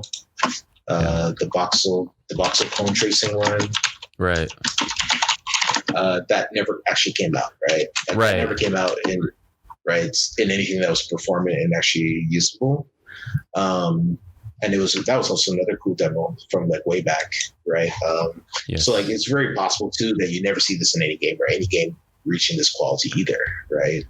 Or you see parts of it, right? You know, you see games where a couple of hero pieces are using this technology, the that I am talking about, and I'm more bullish on Lumen being something that you can use across many games, right? Because I know there's a lot of people working on similar techniques for real-time GI, right? So yeah, like I think you'll see something like this, and it's possible that this is the benchmark for games to strive to many years down the line on PlayStation 5 and Xbox Series X, right? Yeah, I would want to bring up this point. Like when people there are general reactions to this is like, oh my god, this is exciting, right? And then there's another type of reaction, and let me just kind of call them burnouts. People who are kind of washed up from the industry, where they look at this as like, and there's a legitimate concern where they feel like the fidelity of what's expected from this type of demo from the consumer, from the publishers, where the team size is not exactly growing, right? And not everybody is sourcing mega scans that has readily available assets to kind of populate the world. They are very concerned with this type of demo and expectation. What's your feeling? This is how all tech demos are, right? Tech demos are aspirational, right? But yeah, like you need a crazy talented and skilled art team to make this. Like you need that, and that is not the majority of the industry, right? This level of quality and this level of detail is not what all game creators want to make, right? So even though PS5 and Xbox Series X have way more GPU horsepower and way more cores and all this kind of stuff, right? Some people still just want to make. I'm just trying to figure like a game that's pretty simple, like Animal Crossing, right? Yeah. People still just want to make Animal Crossing, and Animal Crossing making a killing, right? And it's not anywhere near this level of fidelity because it doesn't need to be, right? Because it's a different type of game, right? And there's still space for those different types of games, but those different types of games. And this is historically, I think, true, right? When you want to sell hardware, when you want to sell a console box, right? Nobody wants to see the new version of Animal Crossing to make that decision, right? They want to see what is the absolute maximum that this thing can do. What is the aspirational target of what this box can do? And that's why these tech demos exist. Yeah. So it's best to kind of just treat this as aspirational and don't be the warrior wart warning about the apocalypse of game development. Yeah, and I think like if you looked at the Xbox event that happened a while back, all the third party games that are going to be coming out on Xbox Series X, that's none the of them are majority. at this quality, right? Yeah, none of them are at this quality level, right? And so like. Don't expect every game coming out on that console to look like this here, right? That's right. I would expect more of what you saw in those Xbox demos to be the norm, definitely. Yeah. I mean, that's a very interesting point. Like even with the first party publishers, like their Xbox team and their Sony team or whatever, that seem to have like more stability and infinite resources to kind of deliver these. Well, yeah. This is just going to be a special case type of studio to kind of deliver this, right? Yeah, like don't get me wrong, right? I think Xbox. We have not seen the Xbox first party stuff, right? Really, that's true. We saw Gears, but we haven't seen Halo and all that other stuff, right? We haven't seen the heat that Sony's going to come with on PS5 first party, right? Like we have no idea, right?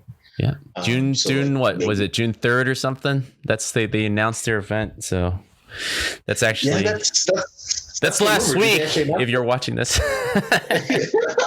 did they actually announce? I heard that was like a rumor. They just announced it today, where they're going to have an actual PlayStation 5 event They're gonna keep the what's the lead engineer, Mark Cena, as far away from the premises as possible. His name is Cerny. His name is Cerny, by the way. Cerny, Mark Cerny. Keep away from the premises of this presentation event. They're trying to get people interested, not lull people to quarantine sleep, right? So it's going to be I think that's when they're going to show stuff. Yeah, I expect to see like heat. I expect to see stuff that looks really nice. That's what I'm expecting. But we'll see. We'll see what happens. Yeah. Well, all right, man. I mean, that's pretty much it. I think everybody was super. I'm kind of actually. Well, we kind of turned this into like a slightly better than developers reacting to Unreal Engine 5. I've been seeing that pop up like every time you see it. It's like, oh my god, have we gone that low? This is more a discussion. This is I have a fancier set. Trust me, I think when this video came out, I was in a meeting. Yeah. And then my phone was just vibrating. I was getting messages all over the place. Like people were freaking out. Like let's just be real. This broke the internet. Was a topic. Yeah. This was a topic of discussion in every single game dev studio around the world. It's exciting. On that game. Yeah, I don't even think between PS3 to PS4 I saw a demo that was just this exciting. It's been a while for us, I believe. It just feels so out of grasp. And even with discussing this, we have no idea how they put it together. They haven't really shared too much details about it, except for maybe combining a lot of the techniques that you're saying that we have now to leverage the fakery, right? I wouldn't even say how much of this is really fake. Like I think, like it's just good. Like there may be some clever placement of things, and like so of course it's a controlled camera, right? Right. But it's just I can't say it's fake. I got to say it's really good. It's really good. This is why everybody who makes a demo for a game needs to have that marketing guy in there, because I feel like they really nailed the beats. It's like, all right, here's a statue from ZBrush, right? I was like, oh, this is pretty cool, I guess. Yeah. Here's a room full of them. I was like, oh, okay. It's like, I know it's been a static environment this whole time. Let's just jump through it real quick. I was like, what the fuck? They really nailed it, man. I feel like the beats were awesome. They just upped it every 2 seconds. Yeah. Marketing machine is on point for sure. But it's not just the marketing. It's like it's an impressive. Like it felt like everybody was in the room to get their take. And I feel like a lot of these gameplay demos, unless the designer is really on top of their game and understand that side, a lot of people miss that. Thinking of it like music, right? Every like a minute or so, something has to happen to really keep you engaged. It's been a while since I've seen a demo like that, and they really nailed it. Took a lot. Yeah, it takes a lot to get everybody on the same page to deliver something like this, for sure. All right. Hopefully you guys enjoyed that 3 hours of content, and congratulations for making it to the end. Like I said before, 2021 is even looking crazier than 2020 with a GDX.me conference, as well as amazing interviews with content that you guys are looking forward to become better and successful game developers. Again, from the bottom of my heart, there was a hard transition going to 2020. I know a lot of you guys were used to having two hosts voicing and arguing and laughing with each other, and kind of stuck with me to kind of go through the transitional year, I would say, for not just the podcast, but for everybody. And 2021, if anything, is I'm coming back in my greater form, right? In my ultimate form. So thank you guys, and hope you guys are enjoying the ride and looking forward to it getting even crazier. Have a good one.